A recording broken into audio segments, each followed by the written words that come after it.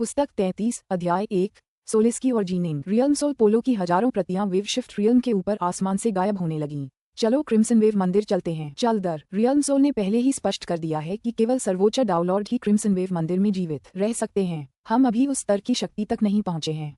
अगर हम गए तो मर जाएंगे, अगर हम देखने भी न जाएं तो मुझे संतुष्टि नहीं होगी। और हाँ, मौका हमेशा मिलता है, चाहे कितना भी कम क्यों न हो सकता है हम उस मौके का फायदा उठा लें। अगर हम अंदर न भी जाएं तो भी हम महल के बाहर इंतजार कर सकते हैं। हमारे पास अभी भी एक मौका हो सकता है। हालांकि रियल्म सोल ने स्थिति पूरी तरह स्पष्ट कर दी थी, फिर भी कई डाउनलॉर्ड्स ऐसे थे जिन्होंने क्रिम्सन वेव मंदिर की ओर जाने का फैसला किया, और निश्चित रूप से सर्वोच्च डाउनलॉर्ड्स में से किसी ने भी जरा भी संकोच नहीं किया। क्या हम साथ में क्रिम्सन वेव मंदिर चलें? वाइन सेज ने पूछा। चलो, हम क्रिम्सन वेव मंदिर से काफी दूर हैं और रास्ते में कई खतरे होंगे। अगर हम सब मिलकर काम करें तो हम तेजी से आगे बढ़ेंगे। महल के स्वामी डॉनस्टार ने सहमति जताई। मुझे इससे कोई दिक्कत नहीं है। बैडलैंड्स, तुम्हारा क्या कहना है? निंग ने डाउनलॉर्ड बैडलैंड्स की तरफ देखा, जिसने मुस्कुराते हुए सिर हिलाया। ये तो बस एक अवतार है। मैं तो अब तक मौत के लिए तैयार रहा हूँ। बेहतर होगा कि मैं पहले क्रिम्सन वेव मंदिर जाकर देखूं। चलो चलें। वाइन सेज हल्के से मुस्कुराया। उसने डाउनलॉर्ड बैडलैंड्स के बारे में बहुत पहले ही सुन लिया था। बैडलैंड्स की मौजूदगी स्वाभाविक रूप से मददगार होगी। फुफ फुफ फुफ। वाइनसेज और डॉनस्टार बस उड़ गए, जबकि निंग अपने उड़ने वाले जहाज पर सवार होकर सम्राट सोलेस्की से निजी बातचीत करना चाहता था। उस समय उस जहाज में सिर्फ निंग, बैडलैंड्स और सम्राट सोलेस्की ही थे। उड़ते जहाज के भीतर बैडलैंड्स बहुत पहले ही आगे के डेक पर जाकर दूर तक देखने लगा था, जिससे निंग और सम्राट सोलेस्की जहाज के दूसरे सिरे पर खड़े हो गए। बड़े भाई सोलेस्की, निंग बोला, जब आपको वोइडजी जेड सील प्राप्त करने का सौभाग्य मिला तो हम सहमत हुए थे कि हालांकि नाइनडस्ट और मैं आपकी रक्षा करने की पूरी कोशिश करेंगे, लेकिन अगर हम ऐसा करने में असमर्थ रहे तो आप तुरंत सील आपको सौंप देंगे। इस तरह हम अपने ऊपर आने वाली किसी भी बड़ी आपदा से बच पाएंगे। हाँ, सम्राट सोलेस्की के चेहरे पर शर्मिंदगी के भाव थे, लेकिन असल में नाइनडस्ट और मैं दोनों ही मौत के कगार पर थे। लेकिन आपने एकांत साधना में लीन होकर खुद को कई स्तरों के सुरक्षा घेरे और अवरोधों से घेर लिया। किसी को भी आपको परेशान करने की इजाजत नहीं दी। निंग ने सम्राट सोलेस्की की ओर देखा। बताओ क्यों? हालांकि सोलेस्की अब एक शाश्वत सम्राट था, निंग अब भी उसे भाई मानता था।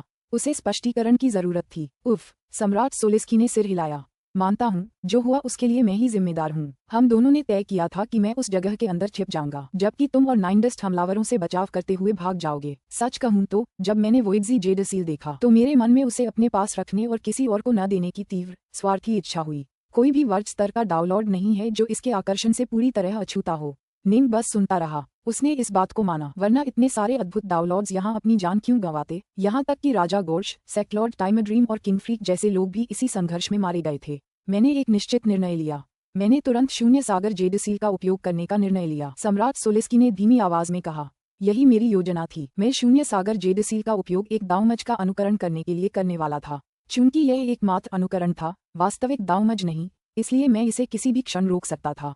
मैं सच्चे एकांत में नहीं गया था। मेरी मूल योजना इसे इस्तेमाल करके तुरंत आप दोनों को सूचित करने की थी। तब मैं दूसरों को जीवन भर की शपथ दिला पाऊंगा कि मैंने शून्य सागर जेड सील का इस्तेमाल पहले ही कर लिया है। सम्राट सोलेस्की ने कहा। एक बार जब डाउनलॉर्ड्स का पीछा करने वालों को यकीन हो गया कि मैंने इसे पहले ही इस्तेमाल कर लिया है, हालांकि वे इससे खुश नहीं होंगे, फिर भी वे पीछा जारी नहीं रखेंगे। निंग ने सिर हिलाया। तुम्हारी बात तो सही है। अगर मुहर खत्म हो गई होती तो निंग, नाइनडस्ट, बैडलैंड्स और सोलेस्की सभी आजीवन रक्तपात की शपथ लेकर डाउनलॉर्ड शाका, डाउनलॉर्ड स्नोजॉय और बाकी लोगों को बता सकते थे कि मुहर खत्म हो गई है। उनके विरोधियों को हार मानने पर मजबूर होना पड़ता, क्योंकि आगे की लड़ाई बेकार हो जाती। मुहर पहले ही जा चुकी होती। सम्राट सोलेस्की ने कहा। उस निर्णय पर पहुंचने के बाद मैंने एक अस्थायी त्वरण क्षेत्र में वोइडजी जेड सील का उपयोग करना शुरू कर दिया। लगभग 1 महीने बाद वह खत्म हो गया। 1 महीना? निंग का चेहरा तनावग्रस्त हो गया। तो फिर तुमने मुझे और नाइनडस्ट को इसके बारे में क्यों नहीं बताया? उस समय तक वह और नाइनडस्ट अभी तक खतरे में नहीं पड़े थे। अगर उन्होंने यह बात प्रचारित कर दी होती कि वोइडजी जेड सील का इस्तेमाल हो चुका है तो आगे की लड़ाइयां न होती। मैं तो सचमुच इसे सार्वजनिक करने की सोच रहा था। सम्राट सोलेस्की के चेहरे पर शर्मिंदगी के भाव थे, लेकिन जैसे ही मैंने वोइडजी जेड सील के साथ एक पूर्ण दावमज सिमुलेशन पूरा किया, मुझे जो अंतर्दृष्टियां प्राप्त हुई वे बिल्कुल वैसी ही थीं जैसी मुझे असली दावमज से प्राप्त होती। कुछ अंतर्दृष्टियां जिन पर मैंने अनगिनत वर्षों तक जल के दाव में काम करके गहरा होना शुरू किया था, और अंत में मैं एक विशेष प्रज्ञा प्रकार की ध्यान अवस्था में प्रवेश कर गया। मैं सचमुच नहीं चाहता था कि वह अवस्था समाप्त हो। एक बार वह अवस्था समाप्त हो जाती तो अंतर्दृष्टि का प्रवाह भी समाप्त हो जाता। सम्राट सोलेस्की ने कहा। इसलिए मैंने तुरंत खुद को बाहरी दुनिया से अलग कर लिया और वास्तविक दावमज शुरू कर दिया, और उस प्रज्ञा ध्यान अवस्था में रहते हुए खुद को दावमज में संलग्न होने दिया। अंततः मैं एक ही बार में अपने दावमज में सफल हो गया और अनंत काल प्राप्त कर लिया। निंग चुप था। जी निंग, मैं मानता हूँ कि गलती मेरी थी, सम्राट सोलेस्की ने शर्मिंदा होकर कहा। मैं तो आपकी बात मानकर इसे तुरंत सौंप देने की सोच रहा था, या अगर मैं इसे इस्तेमाल कर पाया तो तुरंत शून्य सागर जेडसील के इस्तेमाल का प्रचार कर दूंगा। लेकिन क्या आप जानते हैं कि किसी के लिए ऐसी प्रज्ञा अवस्था में पहुंचना कितना दुर्लभ है? मुझे लग रहा था कि दांवमज में सफल होने का एक मौका है। मैंने सोचा, चूंकि आप पूरे 1 महीने तक टिके रहे हैं, तो शायद आप 1 और महीने तक टिके रह पाएंगे। ठीक है, मैंने तुम्हें बहुत सारे बहाने दिए, लेकिन आखिरकार मैं बस स्वार्थी और उत्साहित था। मुझे दांवमज में एक मौका दिखाई दिया और इसलिए मैंने उसे हासिल करने के लिए सब कुछ दांव पर लगा दिया, सम्राट सोलेस्की ने शर्मिंदगी से कहा। निंग ने मुड़कर जहाज के बाहर की ओर देखा, जहां वाइनसेज और महल के स्वामी डॉनस्टार तेज रफ्तार से उड़ रहे थे। इस समय उसकी भावनाएं बहुत उलझी हुई थीं। क्या उसे गुस्सा होना चाहिए? वह तो बस उत्तेजित ही नहीं हो पा रहा था। वोइट्जी जेडसील शुरू से ही बड़े भाई सोलेस्की का था, उसके द्वारा उसका इस्तेमाल करने में कोई बुराई नहीं थी। दांवमज सिमुलेशन को वाकई बाधित किया जा सकता था और सोलेस्की ने खुद को पूरी तरह से अलग थलग नहीं किया था। निंग को बस उसे संदेश भेजकर बाहर निकालना था, लेकिन वह उस प्रज्ञा अवस्था में पहुंच गया, एक ऐसी अवस्था जो अविश्वसनीय रूप से दुर्लभ थी। सबसे अधिक संभावना है कि दांवमज का प्रयास करने वाला कोई भी व्यक्ति प्रज्ञा अवस्था में प्रवेश करने पर स्वेच्छा से उसे समाप्त नहीं करना चाहेगा। कौन जाने अगला मौका कब मिलेगा? जी निंग, सोलेस्की ने निंग की ओर देखा। कोई भी पूरी तरह से निस्वार्थ नहीं होता, निंग ने धीरे से कहा, और दांवमज सभी संसार दावलॉर्ड्स के लिए परम कष्ट है। मैं तुम्हें दोष नहीं दे सकता कि तुम नकली दांवमज में प्रवेश करके प्रज्ञा अवस्था को रोकना नहीं चाहते। आखिरकार मैं फिर भी अपने वादे से मुकर गया। सम्राट सोलेस्की शर्मिंदा रहे। मैंने तुम्हें और नाइनडस्ट को एक खतरनाक स्थिति में डाल दिया। तुम पर मेरा कोई कर्ज नहीं है। निंग ने सिर हिलाया। तुम पर नाइनडस्ट का कर्ज है। उसे सेक्लॉर्ड टाइमड्रीम के रेड स्केटर जहर से जहर दिया गया था। रेड स्केटर, इस नाम से सम्राट सोलेस्की उलझन में पड़ गए। यह एक भयानक जहर है जो अनंत सम्राटों से निपटने के लिए है। निंडस्ट इस समय अंतहीन पीड़ा झेल रहा है और इतना दर्द में था कि वह चिल्ला रहा था कि मैं उसे मार डालूं। निंग ने धीरे से कहा। क्या? सम्राट सोलेस्की का चेहरा पीला पड़ गया।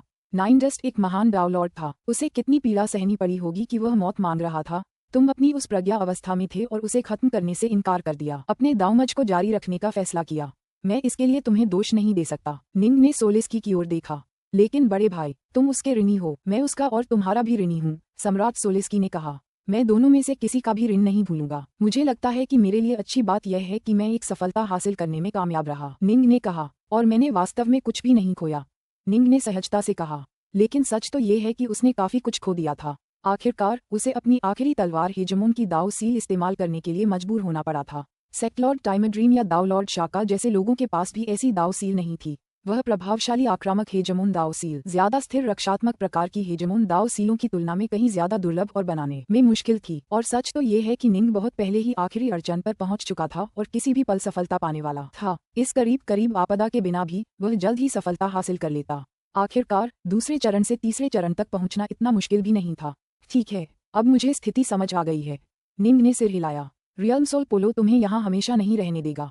तुम्हें यहाँ से चले जाना चाहिए। ठीक है, सोलेस्की ने सिर हिलाया। उसे सचमुच समझ नहीं आ रहा था कि वह और क्या कह सकता है। ओह ठीक है बड़े भाई, मैंने अभी तक आपको बधाई नहीं दी है। निंग मुस्कुराया। आपके दावमज में सफल होने पर बधाई। अनगिनत दावलॉर्ड इस महासंकट में मारे गए हैं और दावलॉर्ड की प्रत्येक पीढ़ी में एक भी शक्तिशाली शाश्वत सम्राट का उभरना दुर्लभ है। बड़े भाई, अब आप इतने शक्तिशाली हो गए हैं कि अनंत काल तक बिना किसी भय के ब्रह्मांड में विचरण कर सकते हैं। सोलेस्की के चेहरे पर भी हल्की सी मुस्कान आ गई। मन ही मन वह भी काफी उत्साहित था, लेकिन निंग और बाकियों के प्रति उसके मन में जो अपराध बोध था, उसने उसे जाहिर करने से रोक दिया। मैं अब चलता हूँ। मैं वेवशिफ्ट दायरे के बाहर तुम्हारा इंतजार करूंगा, सम्राट सोलेस्की ने कहा। ठीक है, निंग ने सिर हिलाया। फुफ। सम्राट सोलेस्की तुरंत उड़ते हुए जहाज से बाहर निकलकर बाहरी दुनिया की ओर उड़ गए। उनके ऊपर एक इंद्रधनुषी सुरंग दिखाई दी। जाहिर था रियल सोल पोलो ने उसे सिर्फ उनके लिए ही खोला था। सम्राट सोलेस्की तुरंत इंद्रधनुषी सुरंग में उड़ गए और वेवशिफ्ट दायरे से बाहर निकल गए। पुस्तक 33 अध्याय 2 फल। वाइनसेज पैलेस लॉर्ड डॉनस्टार और जी निंग के एक साथ यात्रा करने के लिए सेना में शामिल होने के आधे दिन से भी कम समय बाद निंग को अपने नौकर से एक संदेश मिला। गुरु, मुझे अभी अभी हेगेमोन से एक आदेश मिला है। निंग की निजी संपत्ति में मौजूद हरे वस्त्रधारी एलियन ने आदरपूर्वक निंग को पुकारा। वह निंग और ब्राइटशो साम्राज्य के बीच संपर्क बनाए रखने के लिए जिम्मेदार था। हेगेमोन? निंग ने पूछा। हाँ, हेगेमोन ने मुझे आपको एक संदेश देने का आदेश दिया है, हरे वस्त्र पहने एलियन ने सम्मानपूर्वक कहा। बोलो, निंग ने गंभीरता से कहा। इतने सालों में हेगेमोन ने निंग से सिर्फ 2 बार बात की थी। पहली बार तब जब हेगेमोन ने खुद से सोलविंड, ग्रेटजॉय और फायरसज से वैकल्पिक ब्रह्मांड की अपनी यात्रा में स्काईफायर ब्राइटशो की रक्षा करने के लिए कहा था। दूसरी बार जब हेगेमोन ने निंग को वह स्पेस टाइम डिस्क दी थी इसके अलावा हेगेमॉन ने कभी उससे संपर्क नहीं किया था। हेगेमॉन ने कहा कि शून्य सागर जेड सील्स के अलावा क्रिम्सन वेव मंदिर में कई कीमती फल भी हैं। हेगेमॉन आपसे आशा करता है, गुरु, कि आप उनमें से ज्यादा फल इकट्ठा करें। जितने ज्यादा उतना अच्छा। ऐसा करने के बाद हेगेमॉन आपसे अराजकता रत्नों, अराजकता अमृत, दुर्लभ सामग्रियों, कीमती दाव सील्स, दुर्लभ खजानों, किसी भी चीज का व्यापार करके उन्हें खरीदने को तैयार होगा। निंग ने अपनी आंखें सिकोड़ लीं। हेगेमॉन ने यह भी कहा कि ब्राइट शो किंगडम के भीतर मौजूद किसी भी खजाने का व्यापार किया जा सकता है। दरअसल वह आपको दूसरे संगठनों के खजानों, जिनमें ब्रह्मांड के खजाने भी शामिल हैं, के लिए बातचीत करने में भी मदद करेगा। जब तक आपके पास पर्याप्त फल हैं, हेगेमॉन आपको उनके व्यापार में मदद करेगा। हरे वस्त्रधारी एलियन ने कहा। क्या? निंग आमतौर पर चाहे कितना भी शांत क्यों न रहता हो, अब वह सचमुच स्तब्ध था। जाहिर है, ब्राइट शो हेगेमॉन क्रिम्सन वेव मंदिर के फलों के लिए कोई भी कीमत चुकाने को तैयार था। बेशक इस लुभावने प्रस्ताव के बावजूद किसी के लिए भी ब्रह्मांड के खजाने को जबरदस्ती बांधना संभव नहीं था। ब्रह्मांड के खजाने को अपने अगले स्वामी की मंजूरी लेनी ही थी। ब्राइट शो साम्राज्य के तलवार महल में पहले से ही एक ब्रह्मांड का खजाना, टूटी हुई तलवार, उसके भंडारगृह में मौजूद थी। हालांकि आज तक कोई भी उसे बांध नहीं पाया था या उसे स्वीकार नहीं कर पाया था। इस प्रकार वास्तव में उस ब्रह्मांड के खजाने का मूल्य बहुत सीमित था। हेगेमॉन ने आपसे क्रिम्सन वेव मंदिर के भीतर से अधिक फल इकट्ठा करने के लिए अपना सर्वश्रेष्ठ प्रयास करने पर जोर दिया है, हरे वस्त्रधारी एलियन ने दोहराया। निंग ने एक क्षण तक चुपचाप सोचा, फिर थोड़ा सा सिर हिलाया। समय बीतता गया, एक के बाद एक दिन। निंग और बाकी लोग आगे बढ़ते रहे। आखिरकार निंडस्ट जहर से पूरी तरह उबर गया। सच तो ये है कि 9वें दिन तक उसने पीड़ा में चीखना बंद कर दिया था। जाहिर है, पीड़ा के प्रति उसका दाव हृदय धीरे धीरे मजबूत होता जा रहा था, जिससे वह दर्द को दबा पाया और 9वें दिन तक चीखना बंद कर पाया। आओ आओ आओ, भाई नाइनडस्ट का दाव हृदय इस दुर्भाग्य से सचमुच अविश्वसनीय हो गया है। भविष्य में दावमज में तुम्हारे अवसर पहले से कहीं बेहतर होंगे। चीयर्स। महल के स्वामी डॉनस्टार ने टोस्ट पेश किया। उस उड़ते हुए जहाज पर निंग, डॉनस्टार, वाइनसेज, बैडलैंड्स और नाइनडस्ट थे। वे एक घेरे में बैठे थे और साथ में शराब पी रहे थे। सच कहूं तो डॉनस्टार और वाइनसेज के लिए ये सफर काफी थका देने वाला था। जैसे जैसे वे क्रिम्सन वेव मंदिर के करीब पहुंचते गए, रास्ता उतना ही खतरनाक होता गया। शुक्र है कि निंग, डॉनस्टार और वाइनसेज तीनों एक साथ आ गए। शीर्ष 3 डाउनलॉर्ड्स के इस गठबंधन ने उन्हें पहले से कहीं ज्यादा तेजी से आगे बढ़ने में मदद की। हा, नाइनडस्ट जोर से हंसा। ये सचमुच मेरे लिए एक छिपे हुए आशीर्वाद की तरह था। मेरा दाव हृदय काफी मजबूत हो गया। हालांकि सच कहूं तो जब मैं उस पीड़ा के बारे में सोचता हूं जो मैंने झेली थी, तो मैं इस आशीर्वाद के बिना ही रहना पसंद करता। उफ, कैसी यातना थी वह। सही कहा, डार्कनॉर्थ। सोलेस्की कहाँ है? वह कहाँ है? मुझे उस आदमी से बहुत झगड़ा करना है। नाइनडस्ट की आंखों में एक ठंडी रोशनी चमक उठी। वह अपने दावमज में सफल हो गया है और अनंत काल प्राप्त कर लिया है, वाइनसेज ने आह भरते हुए कहा। उसने अनंत काल प्राप्त किया? नाइनडस्ट ने घूर कर देखा। ईर्ष्या हो रही है ना? महल के स्वामी डॉनस्टार ने कहा। जाहिर है, उसे भी काफी जलन हो रही थी। डार्कनॉर्थ, उसे अनंत काल कैसे मिला? क्या उसने वोर्डजी जेडसील का इस्तेमाल तब किया जब हम अपनी जान बचाने के लिए लड़ रहे थे? नाइनडस्ट ने तुरंत पूछा। यह वही हुआ। निंग ने नाइनडस्ट के साथ जो कुछ हुआ था उसका विवरण बताना शुरू किया। नाइनडस्ट ने सुनते ही दांत पीस लिए। साला, वह प्रज्ञा अवस्था में चला गया, फिर एकांत ध्यान में लीन हो गया और अपने दावमज का प्रयास किया। सिद्धांततः इसमें कुछ भी गलत नहीं है, लेकिन उसने मुझे पूरी तरह से बर्बाद कर दिया। हालांकि वह अभी भी काफी गुस्से में था, लेकिन सोलेस्की के प्रति उसका क्रोध पहले जितना नहीं भड़का था। निंग ने कहा, वह निश्चित रूप से आपका कर्ज चुकाएगा। ठीक है, उसके बाद क्या हुआ? तुम्हारा आभामंडल पहले से कहीं ज्यादा शक्तिशाली लग रहा है, और तुम वाइनसेज और महल के स्वामी डॉनस्टार के साथ कैसे पहुंच गए? आखिर हुआ क्या? नाइनडस्ट ने पूछा। जहर लगने के बाद डार्कनॉर्थ तुरंत उन 4 सर्वोच्च डाउनलॉर्ड्स का सामना करने के लिए आगे बढ़ा, और उसने उन चारों को धूल चटाते हुए खुद भी सर्वोच्च डाउनलॉर्ड बन गया। उसने डाउनलॉर्ड शाका और डाउनलॉर्ड स्नोजॉय को हराकर पीछे हट गया, और किंगफ्रीक और सेक्लॉर्ड टाइमड्रीम भी उसके हाथों मारे गए। पैलेस लॉर्ड डॉनस्टार ने मुस्कुराते हुए कहा। क्या? नाइनडस्ट चौंक गया। वह खुद को पलटकर निंग की छाती पर तमाचा मारने से नहीं रोक सका। फिर हंसते हुए बोला, बुरा नहीं, तुमने सच में किंगफ्रीक और टाइमड्रीम को मार डाला। शाबाश शाबाश शाबाश, कम से कम तुमने मेरा बदला तो ले लिया। हे, इसका मतलब यह नहीं कि अब तुम मुझसे ज्यादा ताकतवर हो। नाइनडस्ट उसे घूरता रहा। पैलेस लॉर्ड डॉनस्टार ने हंसते हुए कहा, वर्तमान डाउनलॉर्ड रैंकिंग में भाई वाइनसेज को नंबर 1, डार्कनॉर्थ को नंबर 2 और मुझे नंबर 3 पर रखा गया है। तुम तीनों अनंत प्रदेशों के सबसे बेहतरीन डाउनलॉर्ड हो। अब मैं सबसे कमजोर हूँ। नाइनडस्ट ने अपना जबड़ा रगड़ा, फिर पास के बैडलैंड्स की तरफ देखा। अरे रुको, यहाँ मुझसे भी कमजोर एक आदमी है। मेरी कुशलता अनगणित के दाव में है, युद्ध में नहीं। डाउनलॉर्ड बैडलैंड्स ने शांति से कहा। अगर मैं छिपने का फैसला करूं, तो तुम मुझे ढूंढ भी नहीं पाओगे। नाइनडस्ट। डाउनलॉर्ड्स का ये समूह आगे बढ़ता रहा। 1 साल से ज्यादा समय बीत गया, और वे क्रिम्सन वेव मंदिर के और करीब पहुंचते गए। अंतहीन क्षेत्र, वास्ट हेवन क्षेत्र, वास्ट हेवन महल, डार्कनॉर्थ, वास्तवन पैलेस के भीतर एक मधुर आवाज गूंजी। अरे, निंग का स्वर्ण वस्त्रधारी अवतार सम्राट सोलेस्की और डाउलॉर्ड बैटल मास्टर के अवतारों के साथ हवा में और आसमान में उड़ गया। उन्होंने देखा कि एक सुनहरे फर वाला एलियन धीरे धीरे उनकी ओर आ रहा है, जिससे अंतरिक्ष कांप रहा है और उसके चारों ओर पानी की धाराओं की तरह लहरें उठ रही हैं। वह धीरे धीरे चल रहा था, लेकिन उसकी चालें भयानक रूप से तेज थीं। डाउलॉर्ड शाका या रेडिएंट किंग की चाल से भी कहीं ज्यादा तेज। वह पलक झपकते ही वास्तवेन महल पहुंच गया। महामहिम सम्राट, निंग बोला, क्या आप बुरा मानेंगे यदि हम बैठकर बातें करें? सुनहरे बालों वाले एलियन ने कहा, जरूर, कृपया अंदर आकर बैठ जाए। साथ ही दाववादी सम्राट सोलेस्की के अवतार को तुरंत दबाव का एहसास हुआ। जाहिर है, ये सुनहरे बालों वाला एलियन उनसे कहीं ज्यादा शक्तिशाली था। जल्द ही निंग का अवतार और सोलेस्की का अवतार सुनहरे बालों वाले एलियन को महल के अंदर ले गए। मेरा नाम गोल्डिस है, सुनहरे बालों वाले एलियन ने कहा। सोलेस्की, अब जब तुम सम्राट बन गए हो तो मुझे यकीन है कि तुम जल्द ही अमर महल का दौरा करोगे।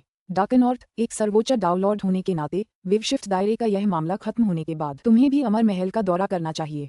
तब तक तुम दोनों जान जाओगे कि मैं कौन हूँ। निंग और सोलेस्की ने एक दूसरे को देखा। वे जानते थे कि यह व्यक्ति संभवतः अमर महल का कोई उच्च पदस्थ सदस्य है। अमर महल की नींव बाकी 5 शक्तियों की नींव से कहीं ज्यादा मजबूत है। सुनहरे बालों वाले एलियन ने निंग की ओर देखा। डार्कनॉर्थ, मेरे अनुमान के अनुसार ब्राइट शो साम्राज्य के हेगेमॉन ब्राइट शो ने तुमसे पहले ही संपर्क कर लिया होगा। शायद वह क्रिम्सन वेव मंदिर के उन फलों को बहुत चाहता है। मैं तुम्हें बता दूं, अमर महल भी उन फलों को उतनी ही शिद्दत से चाहता है। निंग ने पूछा, तुम खुद जाकर इसकी कटाई क्यों नहीं कर सकते? केवल डाउनलॉर्ड ही क्रिम्सन वेव मंदिर में प्रवेश कर सकते हैं, सुनहरे बालों वाले एलियन ने समझाया। फिर आगे कहा, सच तो ये है कि क्रिम्सन वेव मंदिर सम्राट वेवशिफ्ट ने यहाँ भेजा था। तकनीकी रूप से यह हमारे दाव गठबंधन का हिस्सा होना चाहिए, लेकिन चूंकि सम्राट वेवशिफ्ट ने एक नियम बनाया है कि केवल डाउनलॉर्ड ही प्रवेश कर सकते हैं, इसलिए हम उनके द्वारा निर्धारित नियमों का पालन करेंगे। दाव गठबंधन में सबसे ज्यादा डाउनलॉर्ड हैं और मुझे पूरा विश्वास है कि हम सबसे अच्छी कीमत चुकाने में सक्षम हैं। कोई भी खजाना, हम अमर महल के खजाने में से कोई भी खजाना आपके लिए उपलब्ध करा देंगे। आप उसमें से चुन सकते हैं। जब तक आपके पास पर्याप्त फल हैं, आप अपनी इच्छानुसार किसी भी चीज के लिए व्यापार कर सकते हैं। सुनहरे बालों वाले एलियन ने आगे कहा, भले ही आप जिस खजाने की तलाश कर रहे हैं वह अनंत प्रदेशों के बाहर हो और अन्य ब्रह्मांडों में अन्य संगठनों के हाथों में हो, हम आपको जो भी चाहिए उसे खोजने में मदद करने के लिए काम करेंगे, चाहे वह कितना भी दुर्लभ क्यों न हो। लेकिन निश्चित रूप से आपको हमारे लिए पर्याप्त फल इकट्ठा करने होंगे। सुनहरे बालों वाले एलियन ने निंग की ओर देखा। निंग दंग रह गया। ये तो बहुत बड़ा संघर्ष था। मैं तुमसे वादा करता हूँ कि दाव एलायंस तुम्हें बाकी 5 संगठनों से भी ज्यादा कीमत देगा।